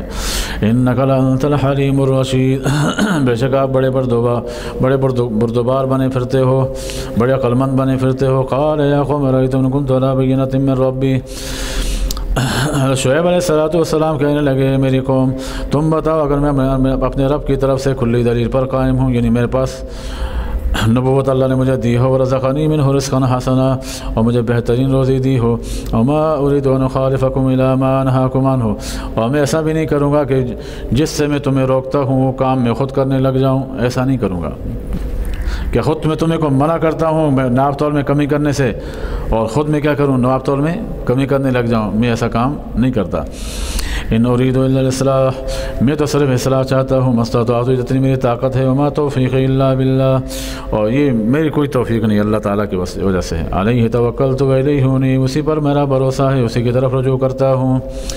ویا قوم لا یجرمنکم شقاقی ان یصیبکم مثل ما اصاب قوم نوح وقوم ہود وقوم صالح وما قوم لوط منکم ببعید، اور میری قوم تم نے مجھ سے میری مخالفت اس بات پہ نہ ابھارے کہ تمہیں وہ عذاب پہنچ جائے جو قوم نوح علیہ السلام کو پہنچا، میری مخالفت میں اس قدر آگے نہ بڑھو کہ اللہ کا عذاب آ جائے۔ ہاں، وہی عذاب جو کس پہ آیا تھا، قوم نوح پر آیا تھا، او قوم ہود یا قوم ہود علیہ السلام پہ آیا، او قوم صالح یا صالح علیہ السلام کی قوم پہ آیا۔ ہود علیہ السلام کی قوم پہ کیا عذاب آیا کہ طوفان آیا، سارے وہ جو 60 فٹ کٹ کے مالک تھے، روایتوں میں آتا ہے کہ وہ جیسے آسمان میں پتنگ پھرتے ہیں نا، گھومتے ہیں فضاؤں میں، پتنگوں کی طرح اڑ رہے تھے، ایسے اڑ رہے تھے، اتنے بڑے فٹ کے مالک، فٹ ان کے قد تھے، لیکن پتنگوں کی طرح اڑ رہے تھے، تو ان پر تو یہ عذاب آیا، اور قوم صالح پر چیخ کا عذاب آیا۔ وما قوم لوط منکم ببعید، لوط علیہ السلام کی قوم تم سے کوئی دور نہیں ہے، جہاں تم رہتے ہو قریب ہی ہے اس کے۔ واستغفروا ربکم ثم توبوا الیہ ان ربی رحیم ودود، اپنے رب سے گناہوں کی بخشش طلب کرو، اس کی طرف رجوع کرو، بے شک میرا رب بڑا مہربان ہے، محبت کرنے والا ہے۔ قالوا یا شعیب ما نفقه کثیرا مما تقول وانا لنراک فینا ضعیفا، الٹا دماغ تھا ان لوگوں کا بھی، کہنے لگا اے شعیب ہمیں تمہاری زیادہ باتیں سمجھ میں نہیں آتی اور ہم تمہیں دیکھتے ہیں کہ تم ہمارے درمیان سب سے زیادہ کمزور ہو، مال نہیں ہے، خاندان کوئی اتنا بڑا نہیں ہے، ہاں مال تو نہیں تھا، خاندان تھا، خاندان بڑا تھا۔ وَإِنَّا لَنَرَاكَ فِينَا ضَعِيفًا، ہم تمہیں دیکھتے ہیں کہ مال میں کمزور ہو، ہم سے بہت کمزور ہو، لیکن اتنی بات ہے وَلَوْلَا رَحْتُكَ، اگر تمہارے خاندان کا خوف نہ ہوتا لَرَجَمْنَاكَ، تو ہم تمہیں رجم کر دیتے، پتھر مار مار کے تمہیں ہلاک کر دیتے، لیکن تمہارا خاندان ہے بس اس سے ڈر لگتا ہے۔ وَمَا أَنْتَ عَلَيْنَا بِعَزِيزٍ، اور آپ ہم پر کوئی غالب نہیں ہو۔ قال يا قوم، حضرت شعیب علیہ السلام نے ٹھنڈے دماغ سے ان کو بتایا بھائی بات مان لو، ارہتی عز علیکم من اللہ، کیا میرا خاندان تمہیں بڑا عزیز ہے اللہ سے؟ خاندان سے ڈرتے ہو میرے، لیکن اللہ سے نہیں ڈرتے ہو۔ وَاتَّخَذْتُمُوهُ وَرَاءَكُمْ ظُهْرِيًّا، اور اللہ تعالیٰ کو پس پشت ڈال رکھا ہے، إِنَّ رَبِّي بِمَا تَعْمَلُونَ مُحِيطٌ، بے شک میرا رب تمہارے اعمال کو احاطہ کیا ہوا ہے۔ وَيَا قَوْمِ اعْمَلُوا عَلَىٰ مَكَانَتِكُمْ إِنِّي عَامِلٌ سَوْفَ تَعْلَمُونَ، اور اے میری قوم تم عمل کیے جاؤ اپنی جگہوں پر، میں بھی عمل کر رہا ہوں، ان قریب تم جان لوگے۔ مَن يَأْتِهِ عَذَابٌ يُخْزِيهِ، کس کے پاس رسوا کرنے والا عذاب آتا ہے، وَمَنْ هُوَ كَاذِبٌ، کون جھوٹا ہے، وَارْتَقِبُوا إِنِّي مَعَكُمْ رَقِيبٌ، اور تم بھی انتظار کرو میں بھی انتظار کر رہا ہوں۔ وَلَمَّا جَاءَ أَمْرُنَا نَجَّيْنَا شُعَيْبًا وَالَّذِينَ آمَنُوا مَعَهُ بِرَحْمَةٍ مِنَّا، اور جب ہمارے عذاب کا فیصلہ آ گیا ہم نے بچایا شعیب علیہ السلام کو اور ان کو جو ایمان لائے تھے ان کے ساتھ، برحمۃ منا، محض اپنے فضل سے۔ وَأَخَذَتِ الَّذِينَ ظَلَمُوا الصَّيْحَةُ، جنہوں نے ظلم کیا تھا ان کو چیخ نے پکڑ لیا، فَأَصْبَحُوا فِي دِيَارِهِمْ جَاثِمِينَ، وہ اپنے گھروں میں اوندے منہ پڑے ہوئے تھے، الٹے منہ پڑے ہوئے تھے۔ كَأَن لَّمْ يَغْنَوْا فِيهَا، ایسا لگ رہا تھا کہ گزشتہ دن وہ تھے ہی نہیں۔ أَلَا بُعْدًا لِّمَدْيَنَ، ہمیں قوم مدین کے لیے بہت دوری ہو، كَمَا بَعِدَ الثَّمُودُ، جیسے قوم سمود کے لیے تھی۔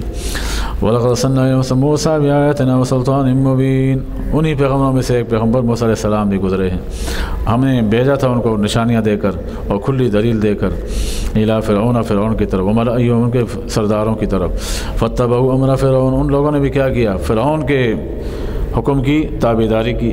وما امر فرعون برشید، حالانکہ فرعون کا حکم کوئی سیدھا نہیں تھا، غلط تھا۔ یقدم قومہ یوم القیامہ، جو اس نے اپنی قوم کے ساتھ کیا، غلط راستے پہ چلایا، جس طرح دنیا میں اس نے غلط راستے پہ چلایا، قیامت میں بھی کیا ہوگا، آگے آگے فرعون ہوگا، پیچھے پیچھے اس کی قوم ہوگی۔ اللہ تعالیٰ کہیں کہ جاؤ سیدھا جہنم میں جاؤ۔ آج جو دنیا میں اس طرح ایسے لیڈر ہیں جو اپنی قوموں کو گمراہ کر رہے ہیں، غلط راستے کی طرف ان کو لے کے جا رہے ہیں، ان کا بھی یہی حشر ہوگا، غلط راستے پر ہیں، ان کے ساتھ بھی وہی ہوگا۔ وَبِئْسَ الْوِرْدُ الْمَوْرُودُ، بہت بری گھاٹ ہے۔ وَأُتْبِعُوا فِي هَٰذِهِ لَعْنَةً يَوْمَ الْقِيَامَةِ، ان کے اوپر اس دنیا میں بھی لعنت ڈال دی گئی، قیامت میں بھی۔ بِئْسَ الرِّفْدُ الْمَرْفُودُ، بہت برا وفد ہوگا جب وہ جہنم میں گرے گا۔ ذَلِكَ مِنْ أَنبَاءِ الْقُرَىٰ نَقُصُّهُ عَلَيْكَ مِنْهَا قَائِمٌ وَحَصِيدٌ، یہ مختلف بستیوں کے قصے تھے جو ہم نے آپ پر بیان کیے۔ پیغمبر صلی اللہ علیہ وسلم یہ 3-4 پیغمبروں کے حالات بیان کر کے اللہ آگے آپ صلی اللہ علیہ وسلم کو خطاب کر کے فرماتے ہیں، اے پیغمبر صلی اللہ علیہ وسلم، ہم نے آپ پر یہ مختلف قوموں کا ذکر کیا ہے، ان میں سے کچھ بستیاں ابھی بھی قائم ہیں، کچھ ایسی ہیں جو ملیا میٹ ہو چکی ہیں، تو ان سے عبرت حاصل کرنے چاہیے تم لوگوں کو۔ وما ظلمناہم، ہم نے ان پر عذاب مسلط کر کے ان پہ کوئی ظلم نہیں کیا، ولیکن ظلموا انفسہم، لیکن انہوں نے اپنی جانوں پر خود ظلم کیا، ناشکری کر کے، نافرمانی کر کے انہوں نے اپنے آپ پر خود ظلم کیا۔ فما اغنت عنہم آلہتہم التی یدعون من دون اللہ من شیء لما جاء امر ربک وما زادوہ غیر تتبیب، ان کے وہ معبود بھی ان کو کام نہیں آئے جن کو اللہ کے سوا پکارتے تھے، جب کہ ہمارے رب کا فیصلہ آیا، ہمارے رب کا فیصلہ آ گیا، یعنی عذاب کا فیصلہ۔ وما زادوہ غیر تتبیب، ہاں اور اس نے ان کے لیے زیادہ نہیں کیا مگر سوائے سرکشی کے۔ وَكَذَلِكَ أَخْذُ رَبِّكَ إِذَا أَخَذَ الْقُرَىٰ وَهِيَ ظَالِمَةٌ، اسی طرح تیرا رب کا پکڑنا ہے جب کسی بستی کو پکڑتا ہے اس حال میں کہ وہ ظلم کر رہی ہو گناہ کر کے، ان اخذہ علیم شدید، اللہ کی پکڑ بہت سخت ہے۔ ان فی ذلک لآیۃ لمن خاف عذاب الآخرہ، اس میں نشانیاں ہیں ان لوگوں کے لیے جو آخرت کے عذاب سے ڈرتا ہو۔ ذالک یوم مجموع له الناس ذالک یوم مشہود، یہ وہ دن ہے جس دن لوگ جمعوں کو جمع کیا جائے گا، اور یہ وہ دن ہے جس دن لوگوں کو حاضر کیا جائے گا۔ وما نؤخرہ الا لأجل معدود، اور ہم اس کو ایک وقت تک کے لیے مہلت دے رہے ہیں۔ یوم یأتی لا تکلم نفس الا بإذنہ، جب وہ دن آئے گا تو کوئی انسان بات نہیں کر سکے گا سوائے اللہ تعالیٰ کے حکم کے۔ ومنہم شقی وسعید، ان میں سے کچھ لوگ ایسے ہیں جو بدبخت ہیں اور کچھ ایسے ہیں جو نیک بخت ہیں۔ فأما الذین شقوا ففی النار لهم فیہا زفیر وشہیق، جو لوگ بدبخت ہیں وہ جہنم میں ان کی چیخ و پکار ہوگی۔ زفیر و شہیق، زفیر معنی بھی آواز اور شہیق معنی یہ گدھے کی، جیسے گدھے کی سخت چیخ ہوتی ہے اس کی طرح یہ چیخ و پکار کریں گے۔ خالدین فیہا ما دامت السماوات والارض، وہ ہم اس میں ہمیشہ رہیں گے جب تک آسمان و زمین قائم ہیں۔ الا ما شاء ربک، مگر جس کو تیرا رب چاہے۔ ان ربک فعال لما یرید، تیرا رب جو کچھ کر سکتا ہے جو وہ چاہتا ہے۔ واما الذین سعدوا ففی الجنۃ خالدین فیہا ما دامت السماوات والارض الا ما شاء ربک، اور بہرحال جو لوگ نیک ہیں وہ جنت میں ہوں گے، وہاں ہمیشہ رہیں گے جب تک آسمان و زمین قائم ہیں۔ الا ما شاء ربک، مگر جو تیرا رب چاہے۔ تو غیر مجزوز، یہ ایسی دین ہوگی اللہ کی جس نے ختم نہیں ہونا۔ مجزوز معنی کٹی ہوئی۔ فلا تک فی مریۃ مما یعبد ہؤلاء، آپ کو شک نہیں ہونا چاہیے اس بارے میں جو جن بتوں کی عبادت کرتے ہیں کہ وہ باطل ہیں۔ ما یعبدون الا کما یعبد آباؤہم من قبل، یہ اسی طرح پوجا کرتے ہیں بتوں کی جس طرح ان کے باپ دادا کرتے آئے۔ وَإِنَّا لَمُوَفُّوهُمْ نَصِيبَهُمْ غَيْرَ مَنقُوصٍ، ہم ان کو ان کے اعمال کا پورا اجر دیں گے، پورا بدلہ دیں گے بغیر کمی کیے۔ کیا مطلب؟ جس طرح دنیا میں یہ شرک کر رہے ہیں، کفر کر رہے ہیں، تو قیامت میں ان کے اس کفر کا پوری سزا ہم دیں گے بغیر کسی کمی کے۔ وَلَقَدْ آتَيْنَا مُوسَىٰ الْكِتَابَ فَاخْتَلَفَ فِيهِ، اور ہم نے دی موسیٰ علیہ السلام کو کتاب، بس ان لوگوں نے اس میں اختلاف کیا۔ وَلَوْلَا كَلِمَةٌ سَبَقَتْ مِن رَبِّكَ، اگر تیرے رب کی طرف سے یہ فیصلہ ہو نہ چکا ہو، لَقُضِيَ بَيْنَهُمْ، تو ان کے درمیان آج فیصلہ ہو چکا ہوتا۔ کیا مطلب ہے کہ اپنے وقت مقرر پر مریں گے، اس سے پہلے اللہ نے ان کو مارنا نہیں ہے، ورنہ اگر اللہ چاہتا تو آج ہی کیا کرتا، ان کو برباد کر دیتا، تباہ کر دیتا، لیکن ہر ایک کے لیے موت کا وقت مقرر ہے۔ وَإِنَّهُمْ لَفِي شَكٍّ مِّنْهُ مُرِيبٍ، یہ لوگ شک میں پڑے ہیں۔ وَإِنَّ كُلًّا لَمَّا لَيُوَفِّيَنَّهُمْ رَبُّكَ أَعْمَالَهُمْ، اللہ پاک ان سب کو ان کے اعمال کا پورا حساب دے گا۔ انہ بما یعملون خبیر، اللہ تعالیٰ باخبر ہے ان کے اعمال سے۔ فاستقم کما امرت، لہذا یہ مخاطب آپ اپنی سیدھی راہ پر قائم رہیں جیسے آپ کو حکم ملا ہے۔ ومن تاب معک ولا تطغوا، اور جو آپ کے ساتھ توبہ کرنے والے ہیں وہ بھی، اور سرکشی مت کرو۔ انہ بما تعملون بصیر، اللہ تمہارے اعمال کو دیکھتا ہے۔ ولا ترکنوا الی الذین ظلموا فتمسکم النار، تم مائل مت ہو جاؤ ان لوگوں کی طرف جنہوں نے اپنی جانوں پر ظلم کیا، پس ان کو آگ چھوئے گی۔ وما لکم من دون اللہ من اولیاء، اللہ کے سوا تمہارا کوئی دوست بھی نہیں ہوگا۔ ثم لا تنصرون، پھر قیامت میں تمہاری مدد بھی نہیں کی جائے گی، یعنی اگر کافروں کے ساتھ مل گئے تو پھر تمہاری مدد نہیں کی جائے گی۔ وَأَقِیمِ الصَّلَاةَ طَرَفَیِ النَّهَارِ وَزُلَفًا مِّنَ اللَّیلِ، نمازوں کو قائم کرو دن کے اطراف میں اور رات کے ایک حصے میں۔ دن کے اطراف میں، رات کے حصے میں۔ رات کے حصے میں فجر کی نماز، عشاء کی نماز اور مغرب کی نماز ہوتی ہے، اور دن کے اطراف میں ظہر کی نماز ہے اور عصر کی نماز۔ ان الحسنات یذہبن السیئات، بے شک نیکیاں گناہوں کو مٹا دیتی ہیں۔ ذالک ذکر للذاکرین، نصیحت ہے ذکر کرنے والوں کے لیے۔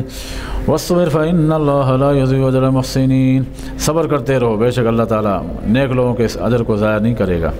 فلولا کان من القرون من قبلکم اولو بقیۃ ینہون عن الفساد فی الارض الا قلیلا ممن انجینا منہم، ایسا کم نہ ہوا کہ سابقہ بستیوں میں سے ایسے لوگ ہوتے جو لوگوں کو گناہوں سے، فساد سے بچاتے زمین میں، سوائے چند لوگوں کے جن کو ہم نے بچا دیا۔ مطلب یہ کہ سابقہ امتوں میں ایسے لوگ جو دوسرے لوگوں کو برائیوں سے بچائیں، نیکیوں پہ چلتے رہیں، ایسے بہت کم لوگ گزرے ہیں، اور جو گزرے ہیں ایسے ان کو ہم نے بچا دیا، اور جو برائیاں کرنے والے تھے ان میں سے اکثر کو ہم نے غرق کر دیا، تباہ کر دیا۔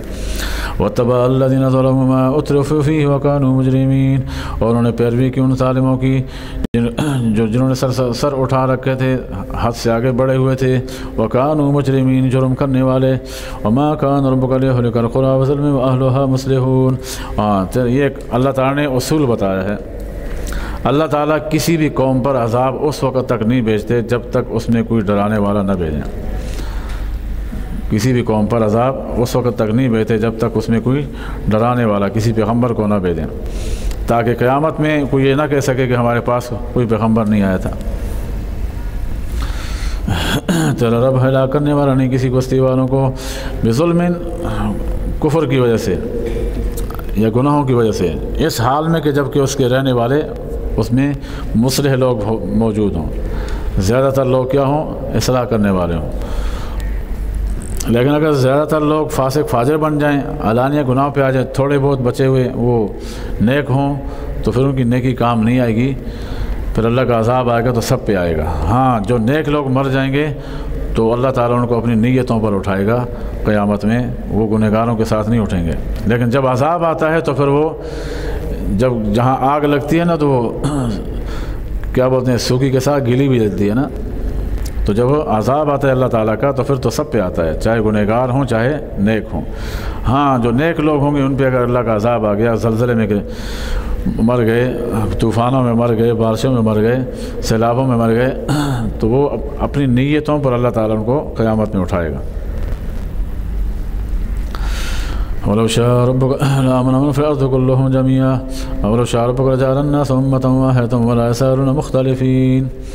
ہاں، اگر اللہ چاہتا تو سب لوگوں کو ایک گروہ بنا دیتا، یہ سارے ہی مسلمان ہوتے، اللہ چاہتا ایسا بھی ہو سکتا تھا، اور یہ پھر کیا ہوتے، پھر مسلسل اختلاف میں پڑے رہتے۔ الا من رحمک، تیرے رب کے رحم کی وجہ سے، ولذالک خلقہم، اور اسی کے لیے اللہ نے ان کو بنایا۔ مقصود اللہ تعالیٰ کی چونکہ آزمائش تھی، اگر سب کو مسلمان پیدا کرتے تو پھر کیسے پتہ چلتا کہ کون نافرمان ہے کون فرمانبردار ہے، پھر اس کی پہچان کیسے ہوگی؟ اللہ نے تعرف الاشیاء باضدادھا، چیزوں کو پہچاننا ہو تو کس سے پہچانا جاتا ہے؟ اس کی ضد سے پہچانا جاتا ہے۔ اگر رات کا اندھیرا نہ ہوتا نا تو ہمیں روشنی کا اندازہ کبھی نہ ہوتا، اندھیرا نہ ہوتا تو روشنی کی اہمیت ہمیں کبھی، اگر دن نہ ہوتا تو رات کی اہمیت ہمیں معلوم نہ ہوتی، رات نہ ہوتی تو دن کا احساس ہمیں کبھی نہ ہوتا، برے لوگ نہ ہوتے تو اچھے لوگوں کی پہچان ہمیں کبھی بھی نہ ہوتی، کافر نہ ہوتے تو مسلمانوں کی پہچان نہ ہوتی، مسلمان نہ ہوتے تو کافروں کی پہچان نہ ہوتی۔ ایک اللہ تعالیٰ نے ایک اصول قائم کر رکھا ہے دنیا کے اندر پہچان کے، تعرف الاشیاء باضدادھا، اشیاء کو اس کی ضد کے ساتھ پہچانا جاتا ہے۔ گرمی سردی، ہاں، سرما گرما، خزاں بہار، بہار کا پتہ کیسے چلتا ہے؟ ہاں، جب خزاں آتی ہے نا، جب خزاں آئی اب پتہ چلا کہ ہاں یار بہار بھی تو چیز تھی، وہ تو بڑے اچھے دن تھے، اس میں تو پھول کھلے ہوئے تھے، درختوں پہ پتے تھے، اور جب خزاں آئی تو درخت گنجے ہو گئے، ہاں، پتے جھڑ گئے، پھول نہیں رہے، تو اب کیا ہمیں پتہ اندازہ ہوا کہ ہاں بہار ہے۔ تو بہار کی قدر ہمیں کب آئی؟ جب ہم نے خزاں کو دیکھا۔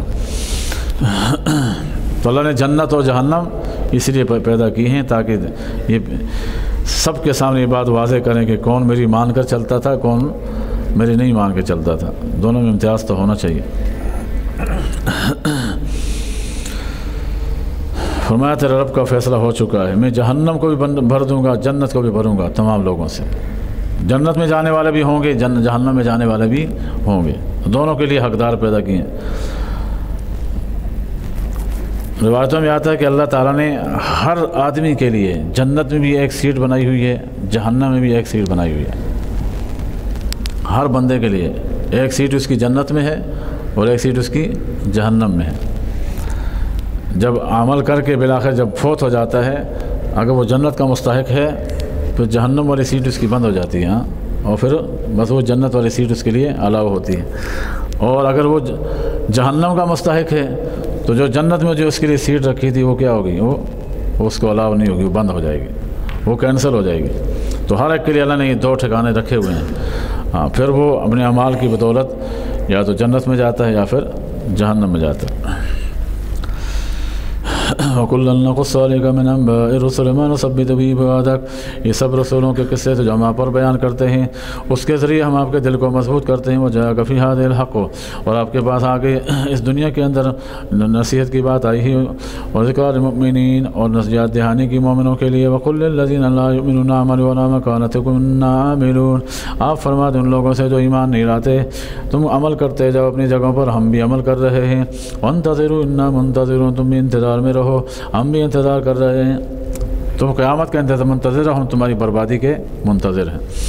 وَلِلَّهِ غَيْبُ السَّمَاوَاتِ وَالْأَرْضِ وَإِلَيْهِ يُرْجَعُ الْأَمْرُ كُلُّهُ فَاعْبُدْهُ وَتَوَكَّلْ عَلَيْهِ، اور اللہ ہی کے لیے آسمان و زمین کی غیب کی باتیں، یعنی اللہ ہی جانتا ہے، اور اسی کی طرف تمام امور لوٹتے ہیں، لہذا اسی کی پوجا کرو، اسی پر بھروسہ کرو۔ وَمَا رَبُّكَ بِغَافِلٍ عَمَّا تَعْمَلُونَ، تمہارا رب بے خبر نہیں ہے تمہارے اعمال سے۔ بسم اللہ الرحمن الرحیم، الف لام را تلک آیات الکتاب المبین، یہ سورہ یوسف ہے۔ پیچھے فرمایا اللہ تمہارے اعمال سے بے خبر نہیں ہے، آگے سورہ یوسف ہے۔ تو ربط یہ ہے کہ یوسف علیہ السلام کے بھائیوں نے جو یوسف علیہ السلام کے ساتھ کیا، اللہ اس سے بھی بے خبر نہیں تھے، اللہ تعالیٰ کے علم میں تھا جو وہ کر رہے تھے، اللہ کے مشاہدے میں تھا سب کچھ۔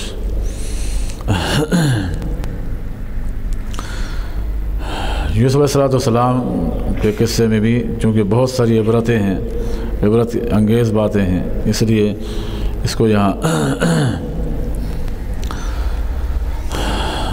نام بھی اللہ تعالیٰ نے یوسف علیہ السلام کے نام کے ساتھ اس صورت کا رکھا ہے۔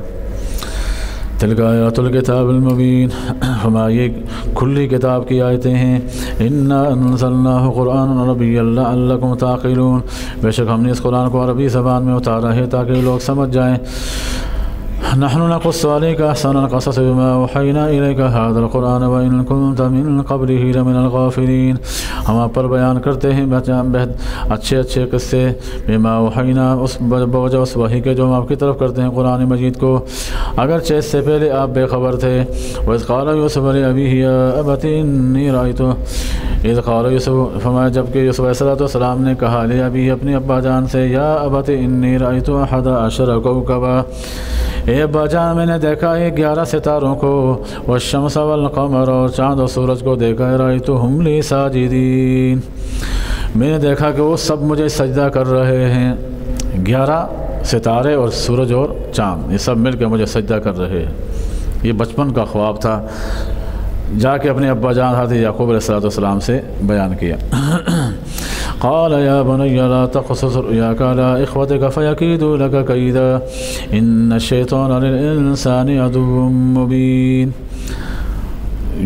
یعقوب علیہ السلام نے جب بیٹے کی خواب کو سنا تو سمجھ گئے یہ تو بڑا برگزیدہ قسم کا خواب ہے، اور اس میں ان کی فضیلت ظاہر ہو رہی ہے باقی بھائیوں پر، تو اس لیے اپنے بیٹے سے کہا، یوسف علیہ السلام سے کہا کہ یہ خواب اپنے بھائیوں کے سامنے کبھی بیان نہیں کرنا، ورنہ وہ حسد میں مبتلا ہو جائیں گے اور پھر تدبیریں کریں گے تیرے بارے میں۔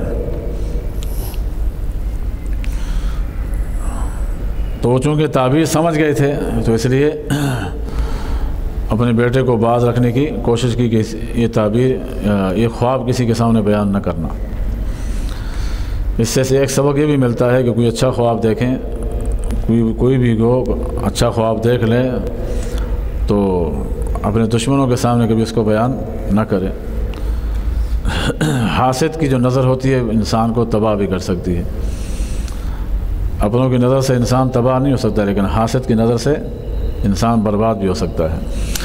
وَكَذَلِكَ يَجْتَبِيكَ رَبُّكَ وَيُعَلِّمُكَ مِن تَأْوِيلِ الْأَحَادِيثِ، اسی طرح تیرا رب نے تیرا انتخاب کر رکھا ہے، وہ تمہیں سکھایا ہے، خوابوں کی تعبیر کا علم سکھایا ہے، وَتِمَّ نِعْمَتَهُ عَلَيْكَ، اپنی نعمت تمہارے اوپر پوری کریں گے، وَعَلَىٰ آلِ یعقوب، اور یعقوب علیہ السلام کی آل پر بھی، کما تمها علی ابویک من قبل ابراہیم و اسحاق، جیسے کہ اب اللہ تعالیٰ نے اپنی نعمتوں کو پورا کیا آپ کے آبا و اجداد یعنی ابراہیم علیہ السلام پر، اسحاق علیہ السلام پر۔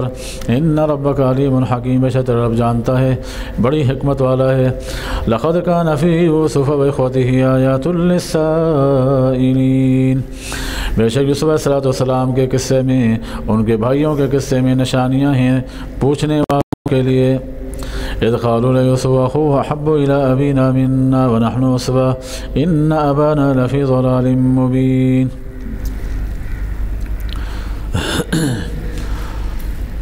بارہ بھائی تھے، 10 دوسرے ایک ماں سے تھے اور 2 دوسری ماں سے تھے۔ یوسف علیہ السلام اور بنیامین یہ سگے تھے یا 9 تھے، تو 2 یہ سگے تھے، یہ ایک ماں سے تھے، تو اس لیے جو دوسری ماں سے تھے وہ سارے بڑے تھے، یہ چھوٹے تھے دونوں۔ ان کو ان سے حسد تھا یوسف علیہ السلام سے اور اس سے چھوٹے بھائی سے۔ اور عجیب بات یہ تھی کہ ویسے بھی چھوٹی اولاد پر باپ زیادہ مہربان ہوتا ہے، تو یوسف علیہ السلام اور بنیامین سے زیادہ محبت کرتے تھے، اور یوسف علیہ السلام سے تو زیادہ حد سے زیادہ محبت کرتے تھے، تو ان کے دل میں حسد پیدا ہو گیا۔ یہ حسد بہت بری بلا ہے، جب کسی کے بارے میں دل میں پیدا ہو جائے تو پھر چین سے بیٹھنے نہیں دیتا۔ حاسد آدمی اپنی ہی آگ میں جلتا رہتا ہے، حسد کرنے والا، اس لیے حسد کوئی اچھی چیز نہیں ہے۔ حاسد اپنی ہی آگ میں جلتا رہتا ہے، کیوں؟ جس سے حسد کر رہا ہے اس کو اگر کسی بھی کوئی نعمت ملتی ہے تو بیچارہ دل ہی دل میں تڑپتا ہے کہ اس کو یہ نعمت کیوں مل گئی ہے۔ کوئی راحت مل گئی تو اس کو یہ راحت کیوں ملی ہے، کوئی ایسی چیز مل گئی جس سے اس کو غصہ ہے تو پھر ہر وقت بیچارہ اسی طاق میں رہتا ہے، یہ فلاں چیز کیوں مل گئی، فلاں کیوں مل گئی، فلاں کیوں مل گئی۔ تو نتیجہ کیا نکلتا ہے کہ اپنی ہی جان کو پگھلاتا رہتا ہے، اپنا بلڈ پریشر کیا کرتا ہے اس کو ہائی کرتا رہتا ہے، اس سے سامنے والے کو کوئی نقصان نہیں پہنچتا۔ ہو سکتا ہے کبھی اس کی وجہ سے نقصان پہنچ بھی جائے، ہو بھی سکتا ہے، لیکن عموماً جو ہے یہ سامنے والے کو تو نقصان پہنچا نہیں سکتے، خود بیچارے مبتلا رہتے ہیں حسد کے اندر، تو اپنی جان کو پگھلاتے رہتے ہیں۔ بعض علماء نے بہترین علاج بتایا، ہمارا جس سے دل میں حسد پیدا ہو جائے اس کے لیے دعا کیا کرو۔ کیا کرو؟ کیونکہ دعا بندہ اپنے دشمن کے لیے کبھی نہیں کرتا نا، دعا کس کے لیے کرتے ہیں؟ اپنے دوست کے لیے، اپنے ماں باپ کے لیے، اپنے عزیزوں کے لیے کرتے ہیں، دشمن کے لیے کبھی بھی دعا نہیں کرتے۔ تو جب یہ اس کے لیے دعا کرے گا، اس کے حق میں خیر کی دعا کرے گا، تو اللہ تعالیٰ اس کے دل میں خود بخود کیا کریں گے؟ نرمی پیدا کر دیں گے، آہستہ آہستہ کرتے کرتے کرتے ایک دن آئے گا کہ اس کے دل سے حسد بالکل نکل جائے گا۔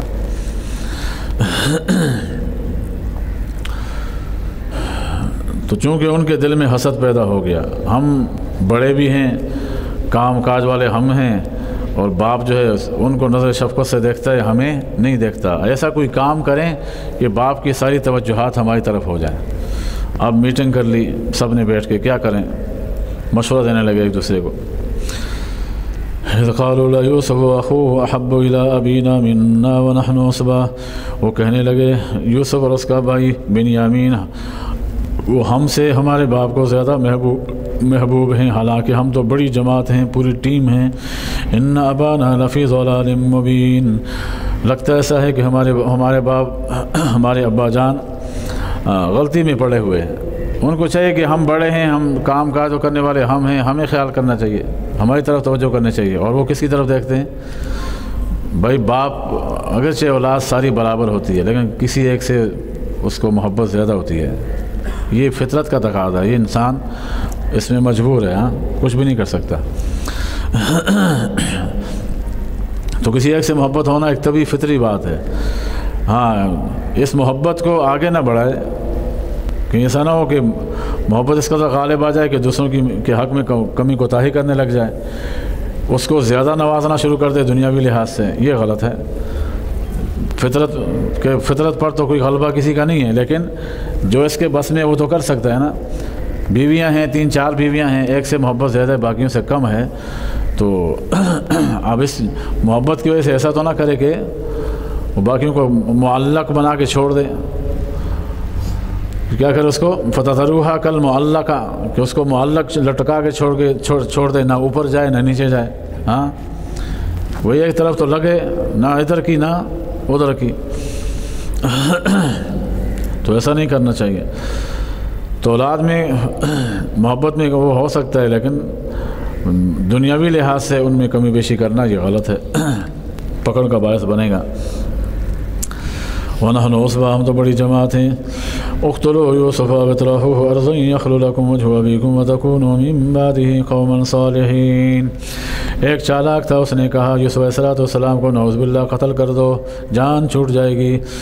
دوسرے نے کہا واطرحوه ارضا یخل لکم، یہ بڑے بھائی نے کہا بھائی قتل نہیں کرو، نظروں سے ہٹانا ہے نا، نظروں سے ہٹانا ہے تو ایسا کر دو کسی کنویں میں ڈال دو، بلکہ اس نے کہا کسی کو دے کے آ جاؤ، بیچ کے آ جاؤ، یا اس کو کنویں میں کسی زمین میں پھینک کے آ جاؤ تو تمہارا مقصد حاصل ہو جائے گا، لیکن اس کے کم از کم قتل میں شریک نہیں ہوگے۔ وجہ یخلو لکم وجہ ابیکم، تمہارے باپ کی توجہات تمہاری طرف ہو جائیں گی، وتکونوا من بعدہ قوما صالحین، اور اس کے بعد تم نیک بن جانا۔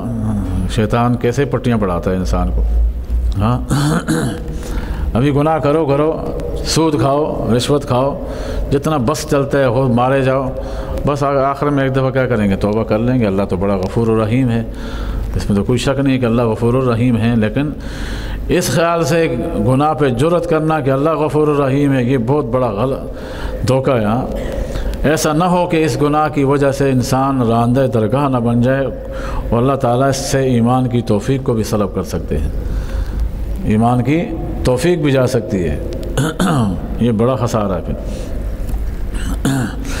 قال قائل منهم لا تقتلوا يوسف والقوا في غيابة الجب يلتقطه بعض السيارة إن كنتم فاعلين۔ بڑے بھائی نے یہ مشورہ دیا، جو اس کا نام غالباً یہودا تھا، یہودا اس کا نام تھا، تو اس نے کہا کہ ایسا کرو کہ یوسف علیہ السلام کو قتل مت کرو، اس کو کسی بیابان جگہ میں کنویں میں ڈال کے آ جاؤ، مسافر لوگ آتے رہتے ہیں پانی نکالتے ہیں تو اس کو بھی نکال لیں گے، اپنے ساتھ لے جائیں گے۔ یلتقطہ بعض السیارہ، بعض مسافر لوگ آئیں گے اس کو اٹھا لیں گے اگر تم نے کرنا یہ ایسا۔ قالوا یا ابانا ما لک لا تأمنا علی یوسف وانا لہ لناصحون، چنانچہ آ گئے یعقوب علیہ السلام کے پاس، اپنے والد کے پاس چلے گئے کہ ہمیں یوسف علیہ السلام کو ہمارے ساتھ بھیج دیں، ہم چاہتے ہیں کہیں اس کو بھی سیر کرائیں گے، بور ہو گئے اندر گھر میں بیٹھے بیٹھے، ہاں تو اس کو بھی سیر کرائیں گے، ہم کھیلیں گے، اس کو بھی کھلائیں گے۔ تو والد صاحب نے کہا نہیں، مجھے اطمینان نہیں ہے۔ تو کہنے لگے یہ ہمارے ابا جان، آپ کو کیا ہوا، آپ ہمارے پر بھروسہ نہیں کر رہے، ہم تو اس کے بڑے خیر خواہ ہیں۔ انا لہو لناصحون، انا ایک حرف تاکید ہے، لہو لام یہ دوسرا ہے، اور لناصحون یہ تیسرا ہے، تو انا میں یہ ڈبل تاکید ہے، ہاں تو 4 تاکیدیں استعمال کی ہیں۔ کتنی؟ پکا وعدہ دلایا، ہم پکے اس کے خیر خواہ ہیں۔ ارسلہ معنا غدا، ہمارے ساتھ اس کو کل بھیج دیں، یرتا یہ کھیلے گا، کودے گا، یلا چرے گا، یعنی ادھر ادھر دوڑے گا، دوڑ لگائے گا، کھیلے گا۔ وَإِنَّا لَهُ لَحَافِظٌ، ہم اس کی ضرور حفاظت کریں گے۔ قَالَ إِنِّي لَيَحْزُنُنِي أَن تَذْهَبُوا بِهِ وَأَخَافُ أَن يَأْكُلَهُ الذِّئْبُ وَأَنتُمْ عَنْهُ غَافِلُونَ۔ وہ کہنے لگے مجھے غم ہے اس بات کا کہ تم اس کو لے کر جاؤ گے، ایسا نہ ہو کہ کہیں بھیڑیا اس کو کھا دے، اور وَأَنتُمْ عَنْهُ غَافِلُونَ، اور تم اس سے بے خبر اپنی کھیل کود میں مصروف ہو۔ قالوا لئن أكله الذئب ونحن عصبة إنا إذا لخاسرون، وہ کہنے لگے اگر اس کو بھیڑیا کھا لے گا تو ہم کہاں گئے، ہاں ہمارا فائدہ کیا ہے، اتنے 8-9 بھائی ہیں ہم، ہاں پھر تو ہم گئے گزرے ہوں گے، انا اذا لخاسرون، پھر تو ہم گئے گزرے ہیں، ہم تو پھر کسی کام کے نہیں لچر ہیں، ہمارے ہوتے ہوئے یہ بھیڑیا کھا جائے، ایسا ناممکن ہے، ایسا پکا یقین دلایا۔ فلما ذهبوا به واجمعوا أن يجعلوا في غيابة الجب وأوحينا إليه لتنبئنهم بأمرهم هذا وهم لا يشعرون۔ چنانچہ جب وہ اپنے بھائی یوسف علیہ السلام کو لے کر گئے اور ارادہ کیا، پکا ارادہ کہ اس کو ڈال دیں کسی تاریک کنویں کے اندر، ہم نے حضرت یوسف علیہ السلام کی طرف پیغام بھیج دیا۔ اللہ تعالیٰ نے فرشتہ بھیجا، یوسف علیہ السلام چھوٹے تھے لیکن فرشتہ بھیجا، کیا بھیجا، کیا پیغام دے کر بھیجا، لَتُنَبِّئَنَّهُمْ بِأَمْرِهِمْ هَذَا وَهُمْ لَا يَشْعُرُونَ، کہ کل ایک وقت آئے گا کہ آپ ان کو ان کے اس فعل کی کارستانی بتاؤ گے، کل ایک وقت آئے گا کہ آپ ان کو اپنے بھائیوں کو یہ جو تمہارے ساتھ آج کر رہے ہیں یہ تم ان کو یاد دلاؤ گے، ایک وقت آئے گا۔ فی غیاب، اچھا تو یہ تو اللہ نے وہی بھیج کر فرما دیا، وَهُمْ لَا يَشْعُرُونَ، کو پتہ نہیں کہ یہ کیا کرنے جا رہے ہیں، یعنی شیطان کے بہکاوے میں آ گئے ہیں، اتنی بڑی غلطی کرنے جا رہے ہیں. وجاءوا اباهم عشاء يبكون، وہ کیا بولتے ہیں، مگر مشق کے آنسو بہاتے ہوئے آئے، جیسے وہ بہاتا ہے تو روتے ہوئے آئے. اپنے ابا جان کے پاس آئے شام کے وقت، یبکون روتے ہوئے آئے. قالوا کہنے لگے یا ابانا، وہی خدشہ ہو گیا جو آپ نے ہم سے کہا تھا کہ تم بھیڑیا کھا لے گا. اے ہمارے ابا جان، انا ذهبنا نستبق، ہم گئے تھے، ہم ایک دوسرے سے مسابقہ کر رہے تھے، دوڑ لگا رہے تھے. وترکنا یوسف عند متاعنا، کیسا زبردست جھوٹ بنایا، اور ہم نے چھوڑ دیا یوسف علیہ السلام کو اپنے سامان کے پاس. فأکلہ الذئب، ہم غفلت میں تھے کہ بھیڑیا آ کے اس کو کھا گیا. وما انت بمؤمن لنا، خود ہی کہہ رہے ہیں. جھوٹا آدمی یقین دلانے کی کوشش کرتا ہے، جو جھوٹا ہوگا وہ اس طرح کی باتیں کرے گا. آپ ہماری بات پہ یقین نہیں کریں گے، حالانکہ ابھی تک حضرت یعقوب علیہ السلام نے کوئی ہاں نہ میں جواب نہیں دیا تھا، پہلے ہی کہنے لگے کہ آپ ہماری بات پہ یقین نہیں کرو گے. وَلَوْ كُنَّا صَادِقِينَ، اگرچہ ہم سچے بھی ہوں. وَجَاءُوا عَلَىٰ قَمِيصِهِ بِدَمٍ كَذِبٍ، وہ لے کر آ گئے ان کی قمیص پر جھوٹا خون لے کے آ گئے. جھوٹا خون کیا تھا، وہ کہیں بھیڑیا ذبح کیا، کسی بکری ذبح کر دی، اس کا خون اٹھا کے ان کی قمیص پہ لگا دیا اور ساتھ وہ قمیص لے کے آ گئے. یہ اس کی قمیص ہے، یہ نشانی ہے. قَالَ بَلْ سَوَّلَتْ لَكُمْ أَنفُسُكُمْ أَمْرًا، یعقوب علیہ السلام نے چونکہ خواب تو دیکھا ہوا تھا، اس لیے ایک گناہ امید بھی تھی کہ ایسا ہو نہیں سکتا جو یہ کہہ رہے ہیں کہ بھیڑیا کھا لے، ایسا ممکن نہیں ہے، کیونکہ اس کو ان کو خواب پر جو ہے پورا یقین تھا. پیغمبر کا خواب تھا، معمولی نہیں تھا. تو انہوں نے آگے سے کہا لگتا یہ ہے کہ تمہارے نفس نے تمہارے لیے کوئی بات سنواری ہے، تمہارے اندر جو قوت ہے، نفسانی قوت ہے، اس نے تمہارے لیے کوئی بات سنواری ہے. بس ٹھیک ہے، فصبر جمیل، میں صبر کرتا ہوں. واللہ مستعان علی ما تصفون، اللہ تعالیٰ مددگار ہے جو تم بیان کرتے ہو. وجاءت سیارۃ فارسلوا واردہم فادلوا دلوا، چنانچہ قافلے والے آ گئے، انہوں نے کسی کو پانی لینے کے لیے بھیجا. فادلا دلوہ، اپنا ڈھول نیچے لٹکایا رسی کے ساتھ. قال یا بشرى هذا غلام واسروه بضاعة واللہ علیم بما يعملون. جو ڈھول نکال رہا تھا اس نے دیکھا ہے یہ تو خوبصورت بچہ ہے، انتہائی حسین و جمیل. یا بشرى، اے خوشخبری ہو، ہم تو پانی لینے جا رہے تھے، ہمیں تو سونا مل گیا. ہم تو پانی لینے جا رہے تھے، ہمیں سونا گیا. ان کا مطلب یہ تھا کہ ہم اس بچہ بہت خوبصورت ہے، اس کو بیچیں گے، اچھے خاصے دام ملیں گے ہمیں، اس لیے خوش ہو گئے. قال یا بشرى هذا غلام، یہ دیکھو یہ لڑکا ہے. واسروه بضاعة، انہوں نے کیا کیا، معمولی سی قیمت لگا دی. معمولی مطلب یہ کہ جتنی بھی قیمت لگائی ہوگا تو ان کی ذات کے سامنے تو معمولی تھی نا. بھئی اربوں بھی لگا دیا ہو اس جیسے حسین و جمیل پیغمبر کے سامنے، اس کی ذات کے مخالف ان کی کیا حیثیت ہے. چند پونیوں کے بدلے میں خرید لیا. واللہ علیم بما یعملون، اللہ جان رہے تھے کہ وہ لوگ کیا کر رہے تھے ان کے ساتھ. کتنا سستا سودا لگایا تھا انہوں نے. وشروه بثمن بخس دراهم معدودہ، اور ان کو بجا کے بیچ ڈالا چند معدود سکوں کے عوض میں. وکانوا فیہ من الزاہدین، اور اس سے بے رغبت تھے. ان کو نہیں پتہ تھا کہ کون سا ہیرا اٹھا کے لائے ہیں، لیکن ان کو اندازہ نہیں تھا. وقال الذي اشتراه من مصر لامرأته أكرمي مثواه عسى أن ينفعنا أو نتخذه ولدا. کہتے ہیں وہ جب مصر کے بازاروں میں پہنچے یوسف علیہ السلام تو ان کے کارندے بھی تھے. عزیز مصر، جو اس مصر کا جو وزیر تھا، بادشاہ تو دوسری جگہ تھا نا، تو اس شہر کا جو وزیر تھا اس کی اولاد نہیں تھی، تو اس کے جو کارندے تھے وہ بازار میں گھوم رہے تھے. شاید انہوں نے دیکھ لیا، نظر پڑ گئی ہوگی اس کے اوپر کہ بچہ بک رہا ہے، تو انہوں نے جا کے وزیر کو بتا دیا ہوگا. انہوں نے کہا ٹھیک ہے، بچے کو لے کے آ جاؤ، ہم یا تو اپنا بیٹا بنا دیں گے یا ہمیں کوئی فائدہ دے دے گا. بیوی بڑی خوش ہوئی ہے، تو ہمیں تو جیتا جاگتا بچہ مل گیا، ہم کام میں لے آئیں گے، بچہ بنا دیں گے. وقال الذي اشتراه من مصر لامرأته، اور کہا اس شخص نے جس نے خریدا تھا اس کو مصر سے، لامرأته، اپنی بیوی سے کہا، اکرمی مثواه، اس کا اچھا خیال کرنا، عسى ان ينفعنا، قریب ہے کہ یہ ہمیں نفع دے گا، ونتخذه ولدا، یا ہم اس کو اپنا بچہ بنا دیں گے. وكذلك مكنا ليوسف في الارض، چنانچہ ہم اس کو یوسف علیہ السلام کو ہم نے قوت بخشی، اس کو وزیر کے گھر میں پلتا رہا. چنانچہ بڑے لوگوں والی عادات انہوں نے سیکھ لی، ان کے گھر میں رہ کر وہ عادات سیکھ لیں۔ وَلَنُعَلِّمَهُم مِّن تَأْوِيلِ الْأَحَادِيثِ، اور ہم نے ان کو تاکہ سکھا دیں خوابوں کی تعبیر کا علم۔ وَاللَّهُ غَالِبٌ عَلَىٰ أَمْرِهِ وَلَٰكِنَّ أَكْثَرَ النَّاسِ لَا يَعْلَمُونَ، اللہ اپنے فیصلے پر غالب ہے، وہ جیسے کرنا چاہے کر سکتا ہے، لیکن اکثر لوگ نہیں جانتے کہاں وہ اس تنگ تاریک کنویں میں اور کہاں سے اٹھا کے اللہ نے ان کو کہاں بھیج دیا، عزیز مصر کے گھر میں۔ وَلَمَّا بَلَغَ أَشُدَّهُ آتَيْنَاهُ حُكْمًا وَعِلْمًا وَكَذَٰلِكَ نَجْزِي الْمُحْسِنِينَ، چنانچہ جب اپنی قوت کی عمر کو پہنچے، جوانی کی عمر کو پہنچے، ہم نے ان کو حکمت و دانائی کی باتیں سکھائیں، علم عطا فرمایا۔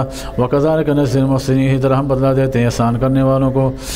وراودته التي هو في بيتها عن نفسه وغلقت الأبواب وقالت هيت لك قال معاذ الله إنه ربي أحسن مثواي إنه لا يفلح الظالمون،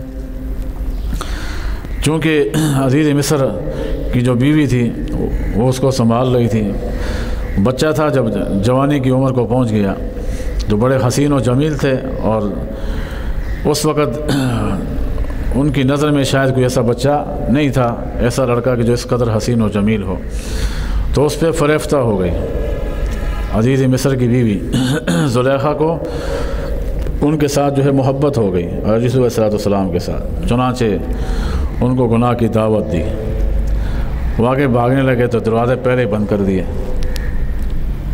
جتنے بھی دروازے سے سب بند کر دیے، اور کہا کہ قالت حیت لک، یوسف علیہ السلام سے کہا آ جاؤ، قال معاذ اللہ، یوسف علیہ السلام نے فرمایا اللہ کی پناہ ہو، میں ایسا کام کیسے کروں، انہ ربی احسن مثوائی، بے شک میرے مالک نے مجھے اچھا ٹھکانہ دیا، یا تو مراد ہے اللہ تعالیٰ کی ذات ہے کہ میرے رب نے مجھ پہ اتنا احسان کیا کہ میں کنویں میں تھا، کنویں سے اٹھا کے مجھے تمہارے پاس لا کے کھڑا کیا، یہاں میری تربیت ہوئی، تو جس رب نے میرے اوپر اتنا بڑا انعام کیا اب میں اس کی نافرمانی کیسے کروں، میں ایسا کام نہیں کر سکتا، یہ اللہ کی نافرمانی ہے۔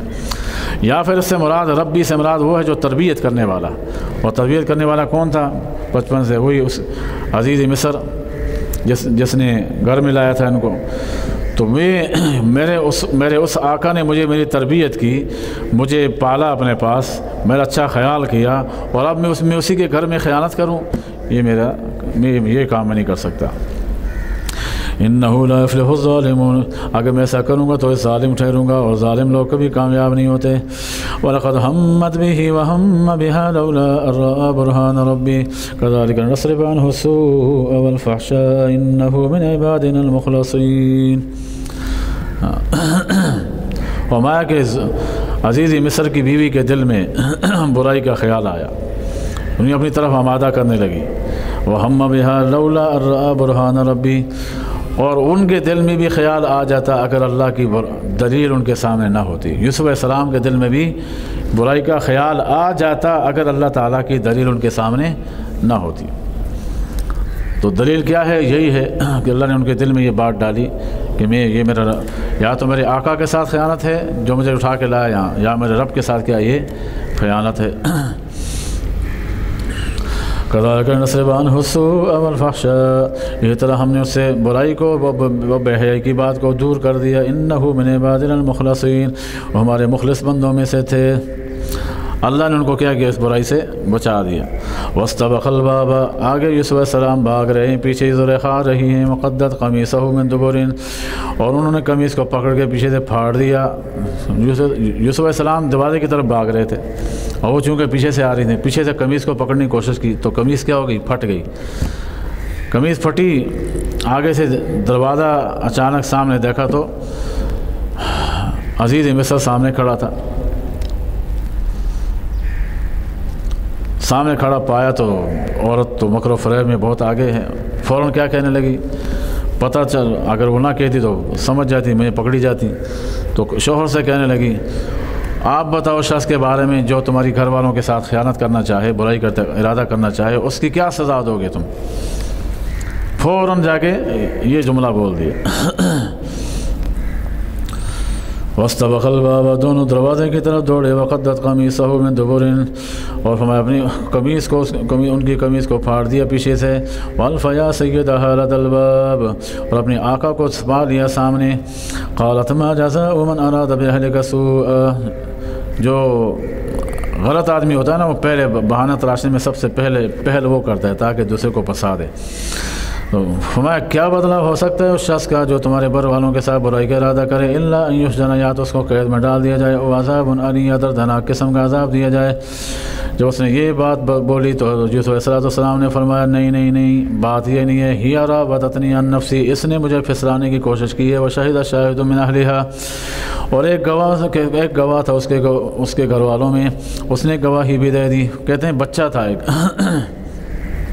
انہی کے گھر والوں میں کسی عورت کا بچہ تھا وہ سامنے تھا وہ موجود تھا تو اس بچے نے بچپنے میں گواہی دے دی کہ غلطی جو تھی کس کی تھی زلیخا کی غلطی تھی آپ کی بیوی کی غلطی تھی یوسف علیہ السلام کی غلطی نہیں تھی تو اللہ نے بچے سے گواہی دلوا دی ان کا نا قمیصہ قد من قبل فصدقته من الكاذبین تو انہوں نے فرمایا ٹھیک ہے اگر آپ اس کی باتوں میں آتے ہو یہ میرے اوپر الزام لگا رہی ہے تو ٹھیک ہے آپ خود اندازہ لگا دیں کہ میری قمیص کہاں سے پھٹی ہوئی ہے اگر سامنے سے پھٹی ہے تو پھر میں مجرم ہوں اور اگر پیچھے سے پھٹی ہے تو میں تو پیچھے سے پھاڑ نہیں سکتا نا تو اگر پیچھے سے پھٹی ہے تو اس کا مطلب ہے کہ مجرم وہ ہے اور اگر سامنے سے پھٹی ہے تو پھر مجرم میں ہوں دیکھ لیں آپ جب قمیص کو دیکھا تو پیچھے سے پھٹی ہوئی تھی تو عزیز مسئلہ سمجھ گیا کہ میری بیوی کی کارستانی ہے غلطی کس نے کی ہے بیوی نے لیکن چونکہ اس کی بیگم تھی کچھ کہہ نہیں سکتا تھا تو اتنا کہا انہ من کیدکن یہ تمہاری تدبیر ہے یوسف علیہ السلام سے کہنے لگا چھوڑ دیں جانے دیں معاف کر دیں ہاں یوسف اعرض عن ھذا اے یوسف آپ تو بڑے مہربان ہیں کیا کرو اس کو درگزر کر لو معاف کر لو قال هي راودتني عن نفسي وشهد شاهد من اهلها ان كان قميصه قد من قبل فصدقته من الكاذبين اگر قمیص پیچھے سے پھٹی ہوئی ہو فصدقته من الكاذبين تو وہ سچی ہوگی اور جھوٹوں میں سے ہوں گے ان کا نا قمیصه قد من دبر اور اگر سامنے سے پھٹی ہو تو وہ جھوٹے ہیں اور اگر پیچھے سے پھٹی ہو تو عورت جھوٹی ہے وہ من الصادقین اور یوسف علیہ السلام سچوں میں سے ہیں فلما رأى قمیصه قد من دبر چنانچہ یوسف علیہ السلام جب قمیص کو دیکھا تو پیچھے سے پھٹی ہوئی تھی قال انه من کیدکن وما کہ یہ تم عورتوں کی تدبیریں ہیں ان کیدکن عظیم عورتوں کی تدبیریں بہت بڑی ہوتی ہیں ان کے مکر و فریب سے پناہ مانگنی چاہیے یوسف اعرض عن ھذا اے یوسف چھوڑ لیں درگزر کر لیں مستغفر لذنبک اپنے گناہ اور اپنی بیوی سے کہا اپنے گناہ کی بخشش طلب کرو اللہ سے انک کنت من الخاطئین غلطی تم نے کی ہے وقال نسوۃ فی المدینہ امرأۃ العزیز تراود فتاها عن نفسه قد شغفها حبا انا لنراها فی ضلال مبین جب زلیخا کا یہ قصہ مشہور ہوا تو اطراف میں جو عورتیں تھیں اس کے دربار میں عورتیں تھیں دوسرے جو لوگ تھے وزراء ان کی بیویاں تھیں تو انہوں نے اس کا مذاق اڑانا شروع کیا کہ اس کو شرم نہیں آئی کہ گھر کا غلام ہے اپنا نوکر ہے گھر کا نوکر اور اسی کے ساتھ جو ہے وہ برائی کا ارادہ کر رہی تھی کیسی عورت تھی تو زلیخا کو پتہ چل گیا کہ میرے بارے میں عورتیں اس طرح کی باتیں کر رہی ہیں اس نے کہا اچھا میں ان کو سبق سکھاتی ہوں ان سب کو بلوایا سب کو جتنی بھی تھیں ایسی باتیں کرنے میں سب کو بلوا لیا ان کے سامنے پلیٹوں میں فروٹ رکھے اور ہر ایک کے سامنے چھری بھی رکھ دی تاکہ فروٹ کاٹ کے کھاتی رہیں اور یہ اس نے ایک ترکیب سوچی تو یوسف علیہ السلام سے کہا کہ تم جاؤ ان کے سامنے جاؤ بس چکر لگا لو اور ایک چکر لگا کے وہاں تک واپس چلے جاؤ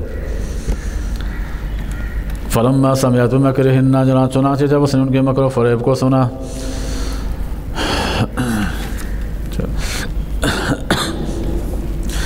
وہ عورتیں کہنے لگی اس شہر میں امرأۃ العزیز تراود فتاها یہ عزیز مصر ہے عزیز مصر کی بیوی ہیں جس نے اپنے آپ سے پھسلایا ہے قد شغفها حبا اس کی محبت میں گرفتار ہو گئی ہے انا لنراها فی ضلال مبین ہم اس کو کھلی گمراہی میں دیکھتے ہیں یہ کیسی عورت ہے یہ؟ فلما سمعت مکرہن، جب انہوں نے اس کی تدبیروں کے بارے میں سنا، ارسلت الیہن، ان کی طرف پیغام بھیجا، واتت لہن متکئا، ان کے لیے تکیے تیار کر دیے، بچھونے بچھا دیے، واتت کل واحدۃ منہن سکینہ، ہر ایک کے ہاتھ میں چھری تھما دی، وقالت اخرج علیہن، اور یوسف علیہ السلام سے کہا کہ ان کے سامنے ایک چکر لگا دیں، فلما رأینہ اکبرنہ، چنانچہ جب انہوں نے دیکھا یوسف علیہ السلام کے چہرے کو، بہت بڑا جانا، وقطعن ایدیہن، فروٹ ہاتھ میں رکھا ہوا تھا، بجائے فروٹ کے اپنے ہاتھوں کو کاٹ بیٹھی، ایسی مبہوت ہو گئیں، دہشت زدہ رہ گئیں۔ انسان کوئی چیز ایسی دیکھ رہے نا اچانک، اس کے تعجب سے باہر ہو، تصور سے باہر ہو، تو پھر وہ آپے میں نہیں ہوتا، اپنا خیال کہیں تصور میں گم جاتا ہے، کھو جاتا ہے۔ بس وہ دیکھتی ہی رہ گئیں اور اپنے ہاتھوں کو بجائے فروٹ کاٹنے کے اپنے ہاتھوں کو کاٹ بیٹھیں، ان کو پتہ بھی نہیں چلا۔ وَقُلْنَا حَاشَ لِلَّهِ مَا هَذَا بَشَرًا، اور کہنے لگیں اللہ کی پناہ، یہ تو انسان لگتا ہی نہیں ہے، یہ تو انسانوں میں سے ہو ہی نہیں سکتا۔ ان ھذا الا ملک کریم، یہ تو کوئی معزز فرشتہ نظر آ رہا ہے۔ قالت فذلکن الذی لمتننی فیہ، اب زلیخا کو موقع ملا، فرمایا یہ تو یہی وہ چیز تھی جس کے بارے میں تم مجھے ملامت کر رہی ہو، بتاؤ اب تمہارا کیا حال ہے؟ تم تو اپنے ہاتھ کاٹ بیٹھی ہو، میں نے تو اپنا ہاتھ نہیں کاٹا تھا۔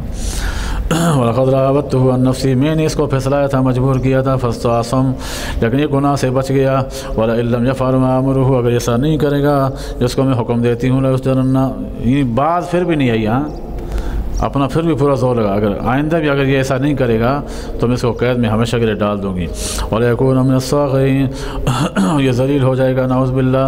قَالَ رَبِّ السِّجْنُ أَحَبُّ إِلَيَّ مِمَّا يَدْعُونَنِي إِلَيْهِ، یوسف علیہ السلام اللہ سے دعا کرنے لگے، یا اللہ مجھے وہ قید خانہ محبوب ہے اس گناہ سے جس کی طرف یہ مجھے دعوت دے رہی ہے۔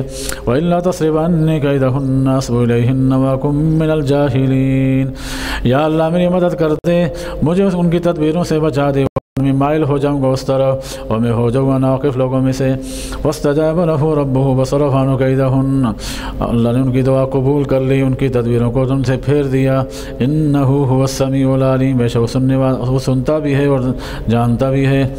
ثُمَّ بَدَا لَهُم مِّن بَعْدِ مَا رَأَوُا الْآيَاتِ لَيَسْجُنُنَّهُ حَتَّىٰ حِينٍ، پھر ان کے سامنے ظاہر ہوا کچھ نشانیوں کے بعد، لَيَسْجُنُنَّهُ، کہ وہ ضرور اس کو قید میں ڈال دیں گے، حتیٰ حین، مدت تک کے لیے، مطلب ہے کہ انہوں نے فیصلہ کر دیا کہ ان کو قید میں ڈالنا ہے۔ عزیز مصر کی بیوی نے ایک زبردستی ان کو پکا قید میں ڈال دیا۔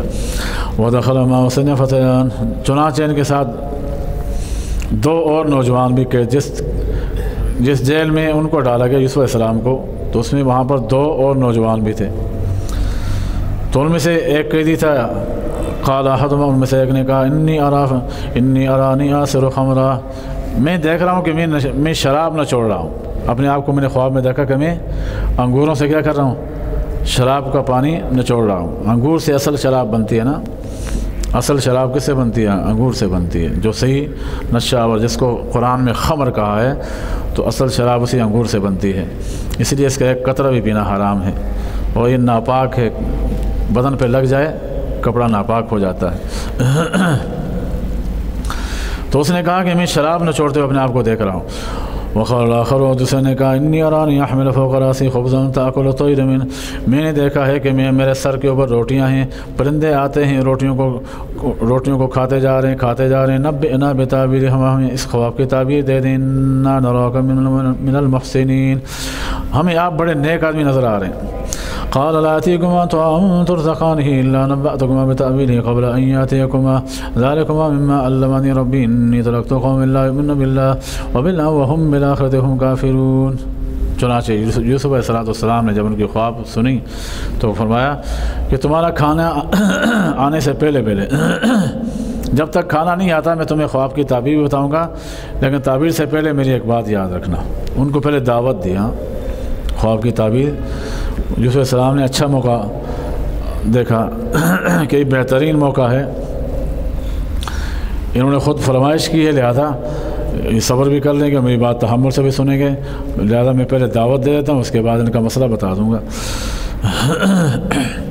وما تمہارے پاس تمہارا کھانا نہیں آئے گا اسے تم کھاؤ گے مگر کہ تمہیں تمہارے خواب کی تعبیر بتا دوں گا تمہارا کھانا آنے سے پہلے ذالکما مما علمنی ربی یہ وہ علم ہے جو میرے رب نے مجھے سکھایا ہے لیکن پہلے اپنا احوال سنایا انی ترکت ملۃ قوم لا یؤمنون باللہ میں ایسے ملت میں سے قوم میں سے ہوں کہ میں نے اپنے باپ دادا کے دین کو میں اپنے جو سابقہ باؤ اجداد تھے ان کے دین کو چھوڑا ہے میں ایک اللہ پر ایمان لایا ہوں جو جس کے ساتھ کوئی شریک نہیں ہے انی ترکت ملۃ قوم میں نے اس قوم کی ملت کو چھوڑ دیا جو اللہ پر ایمان نہیں لاتے تھے وہ ہم بالآخرۃ ہم کافرون آخرت کا انکار کرتے تھے واتبعت ملۃ آبائی ابراہیم و اسحاق و یعقوب میں نے اپنے باپ دادا کی پیروی اختیار کی کون تھے ابراہیم علیہ السلام اسحاق علیہ السلام یعقوب علیہ السلام ما کان لنا ان نشرک باللہ من شیء ہمارا حق نہیں بنتا کہ ہم اللہ کے ساتھ کسی کو شریک بنائیں ذالک من فضل اللہ علینا یہ اللہ کا فضل ہے وعلی الناس لوگوں پر بھی ولکن اکثر الناس لا یشکرون لیکن اکثر لوگ شکر گزار نہیں بنتے یا صاحب سن ارباب متفرقون خیر ام اللہ الواحد القہار اے جیل کے ساتھیو یا صاحب سن اے جیل کے ساتھیو بتاؤ خود ہی بتاؤ فیصلہ کرو کیا بہت سارے خدا بہتر ہیں یا ایک خدا بہتر ہے بہت سارے خداؤں کو راضی کرنا اچھا ہے یا ایک خدا کو بھائی بہت سارے خدا بنے ہوئے تو کبھی ایک کو راضی کرنے پڑے گا تو دوسرا ناراض ہو جائے گا دوسرے کو راضی کریں گے تیسرا ناراض ہو جائے گا تیسرے کو راضی کریں گے تو چوتھا ایک نے کہا میرے پاس شام کو آنا اس کو معبود بنا رکھا ہے دوسرے نے اسی وقت بلا دیا کہ نہیں شام کو میرے پاس آنا وہ کس کی بات سنے گا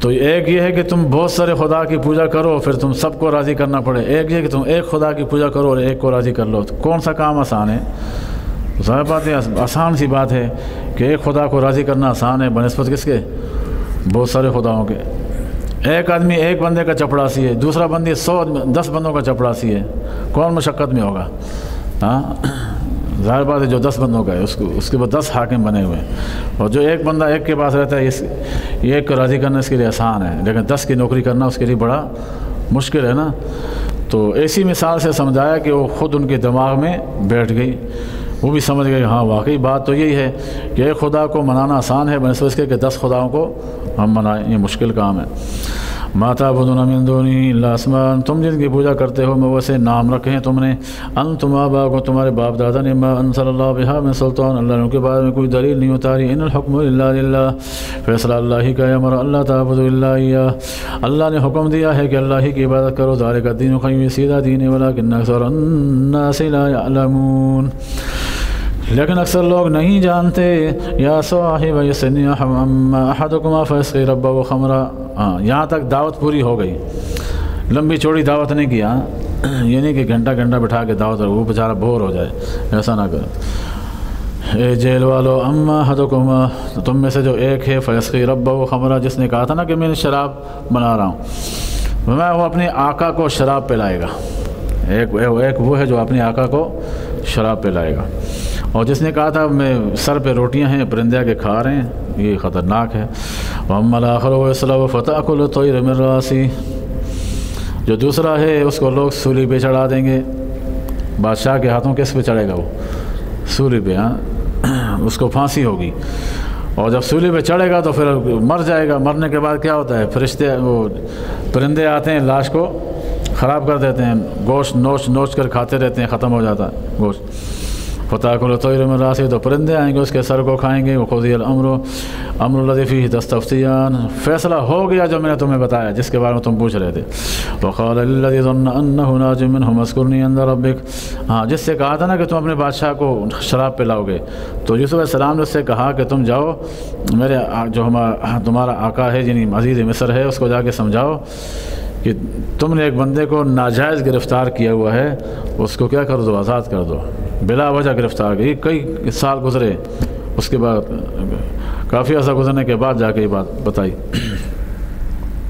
فَأَنْسَاهُ الشَّيْطَانُ ذِكْرَ رَبِّهِ چنانچہ شیطان نے ان کی بات دماغ سے نکال دی شیطان نے بلا دیا کہ اپنے آقا کو بات یاد دلا دے फलबसफ़िसनी चुनाचे उसकी वजह से मज़ीद उनको कैद में रहना पड़ा बिज़अ सिनीन कई साल तक, बाद बातें में आते 7 साल तक मज़ीद कैद में रहे। बिज़अ का इतलाक़ 3 से लेकर 9 तक होता है। वक़ाल मलिकु इन्नी अरा सबा बख़रातिन, चुनाचे एक दिन ऐसा हुआ कि बादशाह ने, जो वक़्त का वो बादशाह था मिस्र का, उसने ख्वाब देखा। कहता है कि मैंने 7 मोटी गाय देखी और 7 पतली गाय देखी हैं। 7 मोटी गाय देखी और 7 पतली गाय देखी। लेकिन देखा यह है कि जो पतली गाय हैं, पतली कमज़ोर लागर, वो क्या कर रही हैं, मोटी गायों को खा रही हैं। 7 मोटी 7 पतली हैं, जो पतली हैं वो 7 मोटियों को क्या कर रही हैं, खा रही हैं। होना तो इसके बरक्स चाहिए ना कि मोटी किसको खाएं, पतली को, लेकिन यहाँ मामला उसके बरक्स था। तो इसलिए कहने लगा मुझे इस ख्वाब की ताबीर बता दो। सबा बकरातिन समानिया याकुलुहुन्ना सबउन जाफुन वसबा सुम्बुलातिन खुज़रिन वखर याबिसात, और 7 बालियाँ देखी हैं, खोशे देखें खुश्क, और 7 देखे हैं जो तर हैं। 7 खोशे देखे हैं जो खुश्क हैं और 7 खोशे देखे हैं जो तर हैं। बाली किसको कहते हैं, वो बाली नहीं जो कानों में डालती औरतें, वो मराद बालियाँ से मराद वो बालियाँ जिसको हम भुट्टा भी कहते हैं, खाते हैं ना उसको, जवार। तो जवार का भुट्टा होता है ना इतना बड़ा, उसके दाने होते हैं, वो खाते हैं। आप गलियों कुचों में भी रेडी वाले मिलते हैं ना, वो बेचते हैं तो उसको कहते हैं। तो 7 हरे थे और इनमें से वो 7 क्या थे, खुश्क थे। तो ये ख्वाब में इसने देखा बादशाह ने। उसने कहा या अय्युहल मलाओ, ए मेरे सरदारों, ए मेरे दरबारियों, अफ्तूनी फी रुयाया, मेरी ख्वाब की ताबीर बता दो अगर तुम ख्वाब की ताबीर का इल्म जानते हो। तो कुछ लोगों ने नंबर बनाने की कोशिश की, जानते नहीं थे लेकिन अपना अटकल लगाने की कोशिश की। क्या बोला, क़ालू अमीन, बादशाह सलामत, ये ऐसे ही ख्वाब हैं, परेशान करने वाले ख्वाब हैं। असगासो अहलाम, ये क्या हैं, परेशान करने वाले ख्वाब हैं। ख्वाब 3 तरह के होते हैं, एक सच्चा ख्वाब होता है, हाँ, और एक वही शैतानी ख्वाब होते हैं जो परेशान करने के लिए आते हैं और एक वो होते हैं जो इंसान दिन में देखता है वही रात को देखता है। कभी ऐसा होता है जो दिन में देखा ना कोई हवाल तक देखा, रात को देखा वही नज़र आ रहा है। तो एक इस किस्म के ख्वाब हैं। तो जहाँ तक शैतानी ख्वाब का ताल्लुक़ है, शैतान डराने के लिए ऐसे ख्वाब ले आता है। किसी को देखा बला नज़र आ गई, ख्वाब में देखा ऐसा हैबतनाक मंजर देखा ख्वाब में तो एक ख्वाब ये है, इसको भी निकाल दें। दूसरा ख्वाब वो है जो दिन को देखता है रात को भी देखता है, इसको भी निकाल दें। बाकी तीसरा ख्वाब रह गया असल जो सच्चा ख्वाब होता है। तो सच्चे ख्वाब ना ये बहुत कम होते हैं। हाँ, कुछ लोग होते हैं उनके पास सच्चे ख्वाबों की गठरी होती है। आज एक ख्वाब देखा, कल दूसरा ख्वाब देखा, कल परसों तीसरा ख्वाब देखा। तो ख्वाबों की टोकरियाँ रखी होती हैं उनके पास। तो ये सच्चे ख्वाब याद रखें, कम होते हैं, इतने ज़्यादा नहीं होते हैं, कभी कभार आते हैं। और सच्चे ख्वाब तब आते हैं जब इंसान वक़्त जो है उसका ख़ास कर जो है वो रात का हो, सहरी का वक़्त हो, आखिरी पहर से पहले। दिन को अमूमन जो ख्वाब आते हैं ये झूठे होते हैं। और दूसरी बात ये कि पेट भर के जो खा के सो जाता है, इसको भी उल्टे सीधे ख्वाब आते हैं। जो इंसान सही पेट भर के खाता है, पूरा फुल, सांस के लिए भी जगह नहीं छोड़ी, तो ऐसा कि ऐसे इस हालत में जब ख्वाब आते हैं वही भी उल्टे सीधे ख्वाब होते हैं, शैतानी ख्वाब आते हैं इसको। तो इसलिए ज़्यादा खा के नहीं सोना चाहिए, ये बात हमेशा याद रखें। कम खाना सेहत की ज़मानत है, ज़्यादा खाना सेहत के लिए नई नई बीमारियां पैदा करता है। तो बहरहाल ये 3 किस्म के ख्वाब थे। तो उन्होंने कहा ये ऐसे ही ख्वाब हैं, शैतानी ख्वाब हैं। असग़ास अहलाम है ममा नहम ताबीर आलमी, और ऐसे ख्वाबों की ताबीर हम नहीं जानते। आसान किस्सा ख़त्म। हाँ, जान छुड़ाने के लिए बाज़ों ने ये नंबर बनाने की कोशिश की। वक़ाल लल्लज़ीना जाअ मिनहुम व तक़रबत उम्मतन अना उनब्बिउकुम बितावीलिही व फ़ारसिलून, वो जो बंदा था ना जो बच गया था और उससे यूसुफ़ अलैहिस्सलाम ने कहा था कि तुम अपने आका को शराब पिलाओगे, वो बंदा भी इत्तेफाक से उस मजलिस में मौजूद था। अब मुझे उसको याद आया, ओहो, मुझे तो यूसुफ़ अलैहिस्सलाम ने पैगाम दिया था और मैं 7 साल हो गए भूल गया उस पैगाम को। میری وجہ سے ان کو مزید 7 سال کاٹنے پڑ گئے، میری ایک چھوٹی سی بھول کی وجہ سے، چھوٹی سی بھول کی وجہ سے۔ تو لوگ بولتے ہیں نا انسان ہے بھول جاتے ہیں، تو بعض بھول جو ہوتی ہے نا بڑی خطرناک ہوتی ہے۔ ہر چیز بھلانے والی نہیں ہوتی ہے، یا ہر غلطی معاف کرنے والی نہیں ہوتی ہے۔ بعض غلطیاں معافی کے قابل ہوتی ہیں، لیکن بعض ایسی ہیں جو معاف کرنے کے قابل نہیں ہوتی ہیں۔ بعض غلطیاں ایسی ہیں جو انسان کو کہاں سے کہاں پہنچا دیتی ہیں، بڑے بڑے نقصانوں کا ذریعہ بن سکتی ہیں۔ تو اس لیے بعض بھول جو ہے وہ بھی بہت بڑی خطرناک ہوتی ہے۔ اس نے بھولا تو بھولنے کی وجہ سے کیا ہوا، 7 سال مزید یوسف علیہ السلام کو قید میں گزارنے پڑ گئے۔ اس کو یاد آیا کہ ہمیں ایک خواب کی تعبیر اس نے بتائی تھی، اب یہ بھی یاد آیا کہ شرما بھی گیا کہ اب میں کس منہ سے ان کے سامنے جاؤں گا۔ لیکن چونکہ اب بادشاہ نے خواب دیکھا تھا، وہ خواب بھی ایسا عجیب و غریب قسم کا خواب تھا، اب بتانا تو پڑے گا۔ تو اس نے کہا بادشاہ سے کہ میں بتاؤں گا، میں اس کی تعبیر بتانے کے لیے آپ کو ایسا بندہ بتاؤں گا، اس کی تعبیر بتائے گا۔ اس نے کہا ٹھیک ہے، پھر جاؤ، جا کے خواب کی تعبیر لے کے آ جاؤ۔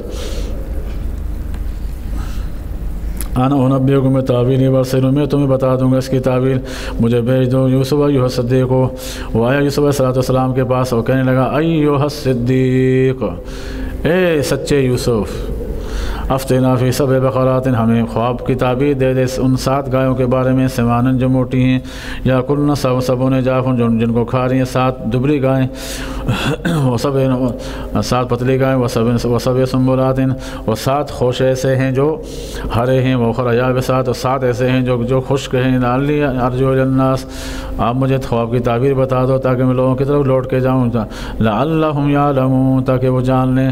قال تزرعون 7 سنین دأبا، تو یوسف علیہ السلام نے فرمایا، اگر یوسف علیہ السلام چاہتے تو یہ شرط لگا سکتے تھے، ہاں موقع بہت اچھا تھا اپنی جان چھڑانے کا، لیکن چونکہ وہ ایک خواب کی تعبیر پوچھنے آیا تھا تو انہوں نے اس کی بات سے ناجائز فائدہ نہیں اٹھایا۔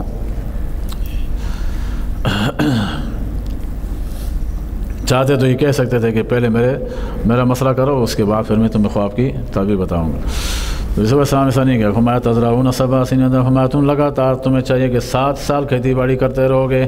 وما حصدتم فذروا فی سنبلہ، جو تم کھیتی باڑی کر لو اور اس کو کاٹ دو تو پھر اس کو چھوڑ دو اپنے خوشوں کے اندر، مگر اتنا اس میں سے تھریشر کر لو، جو کھیتی باڑی کاٹو اس کو اپنے خوشوں میں چھوڑ دو، اتنی تھریشر کر لو کہ جو تمہارے کھانے کے کام آئے۔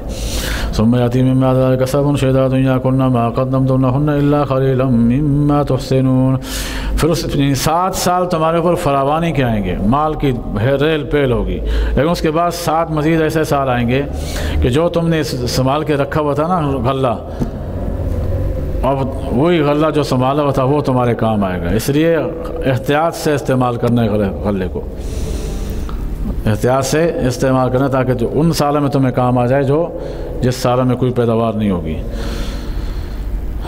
ثم یأتی من بعد ذلک سبع شداد یأکلن، 7 سخت سال آئیں گے جو کھا لیں گے ان کو جو تم نے سنبھال کے رکھا ہے، الا قلیلا مما تحسنون، جو تم نے شمار کر جس کو تم نے الگ کر کے رکھا ہوا ہے۔ ثم یأتی من بعد ذلک عام فیہ یغاث الناس وفیہ یعصرون، پھر اس کے بعد کوئی قرآن فراوانی آ جائے گی جس میں لوگوں کے بعد مال مویشی ہوں گے اور اس کے بعد باغات ہوں گے لوگوں کے پاس۔ تو پہلے 7 سال فراوانی کے ہیں، پھر 7 سال بڑی مشقت کے ہیں، اس میں قحط سالی ہوگی، اور اس کے بعد پھر دوبارہ اللہ پاک جو ہے وہ نعمتیں وافر مقدار میں تمہیں دیں گے۔ یہ تھی بادشاہ نے جب خواب کی تعبیر سنی تو اس کو تو مزہ آ گیا، یہ تو واقعی بہت سمجھدار بندہ ہے جس نے مجھے تعبیر بتائی ہے۔ فلما قال الملك ائتوني به، اس نے کہتے فوراً جب گیا اس نے خواب کی تعبیر سنی تو فوراً بادشاہ نے کہا اس کو لے کے آ جاؤ، اس کو، یہ تو بہت قیمتی بندہ ہے۔ جب وہ پیغام رساں جب دوبارہ واپس جیل میں آیا یوسف علیہ السلام کے پاس ان کو لینے کے لیے، قال ارجع الی ربک، فرمایا نہیں ایسے مفت میں نہیں جاؤں گا، جاؤ اپنے آقا کے پاس، فاسألہ ما بال النسوة اللاتي قطعن ایدیہن، اس آقا سے پوچھ لو، اپنے اس عزیز مصر سے پوچھ لو ان عورتوں کے بارے میں جنہوں نے اپنے ہاتھوں کو کاٹ ڈالا تھا، ان ربی بکیدہن علیم، ان سے پوچھو کہ انہوں نے اپنے ہاتھوں کو کیوں کاٹا تھا، کس کی وجہ سے کاٹا تھا۔ قال ما خطبکن اذ راوتن یوسف یوسف عن نفسی، چنانچہ بادشاہ کو پیغام ملا، بادشاہ نے ان سب عورتوں کو بلایا، بتاؤ تمہارا کیا حال ہے جبکہ تم نے یوسف علیہ السلام کو پھسلایا تھا اپنی جان کے بارے میں۔ قلنا حاشا للہ ما علمنا علیہ من سوء، انہوں کہنے لگی ہم نے کوئی برائی کا اندیشہ بھی نہیں پاتے یوسف علیہ السلام پر، یعنی وہ تو بڑا پاک باز بندہ ہے۔ قالت امرأۃ العزیز الآن حصحص الحق، عزیز مصر کی بیوی نے کہا اب جا کے بات کھلی ہے۔ عزیز مصر اس وقت تک فوت ہو چکا تھا، یہ بات کس کے سامنے گئی؟ بادشاہ کے سامنے، جو مصر کا بادشاہ تھا۔ تو زلیخا کا جو شوہر تھا وہ فوت ہو گیا تھا، تو عزیز مصر نے جو بیوی تھی اس نے کہا ہاں اب بات کھل گئی ہے کہ اب حق ظاہر ہوا، انا راودتہ، واقعی میں نے اس کو مجبور کیا تھا، اب اقرار کر رہی ہے عن نفسی وانہ لمن الصادقین، وہ تو بڑا سچا تھا۔ ذالک لیعلم انی لم اخنہ بالغیب، یوسف علیہ السلام نے ایسا کیوں کیا؟ جیسے ہی بادشاہ نے بلایا تو اس وقت چلے جاتے، ہاں تو ان کو تو نعمت مل رہی تھی، فوراً آزاد ہو جاتے ہیں۔ تو یوسف علیہ السلام نے واپس بھیجا، پھر پتہ نہیں کتنا عرصہ لگا ہوگا پھر آنے میں پھر جانے میں، اس وقت تو سواریاں تھیں نہیں، تو اس کی وجہ کیا تھی؟ وہ یہ تھی یوسف علیہ السلام یہ چاہتے تھے کہ مجھ پر جو عیب لگا ہوا ہے یہ دھل جائے، ہاں تاکہ کل میں اگر جاؤں بادشاہ کے دربار میں تو کوئی مجھ پر یہ انگلی اٹھانے والا نہ ہو کہ یہ تو وہ تھا، انگلی اٹھائیں، پھر اس پر انگلی اٹھائیں تاکہ لوگ میرے اوپر انگلیاں اٹھانا بند کر دیں، اس لیے میں نے یہ کام کیا۔ ذالک لیعلم، تاکہ وہ جان لیں عزیز مصر کا بادشاہ جان لے کہ انی لم اخنہ بالغیب، کہ میں نے عزیز مصر کے ساتھ خیانت نہیں کی تھی اس کی غیر موجودگی میں، وان اللہ لا یہدی کید الخائنین، اللہ تعالیٰ ہدایت نہیں دیتا بری تدبیر کرنے والوں کو۔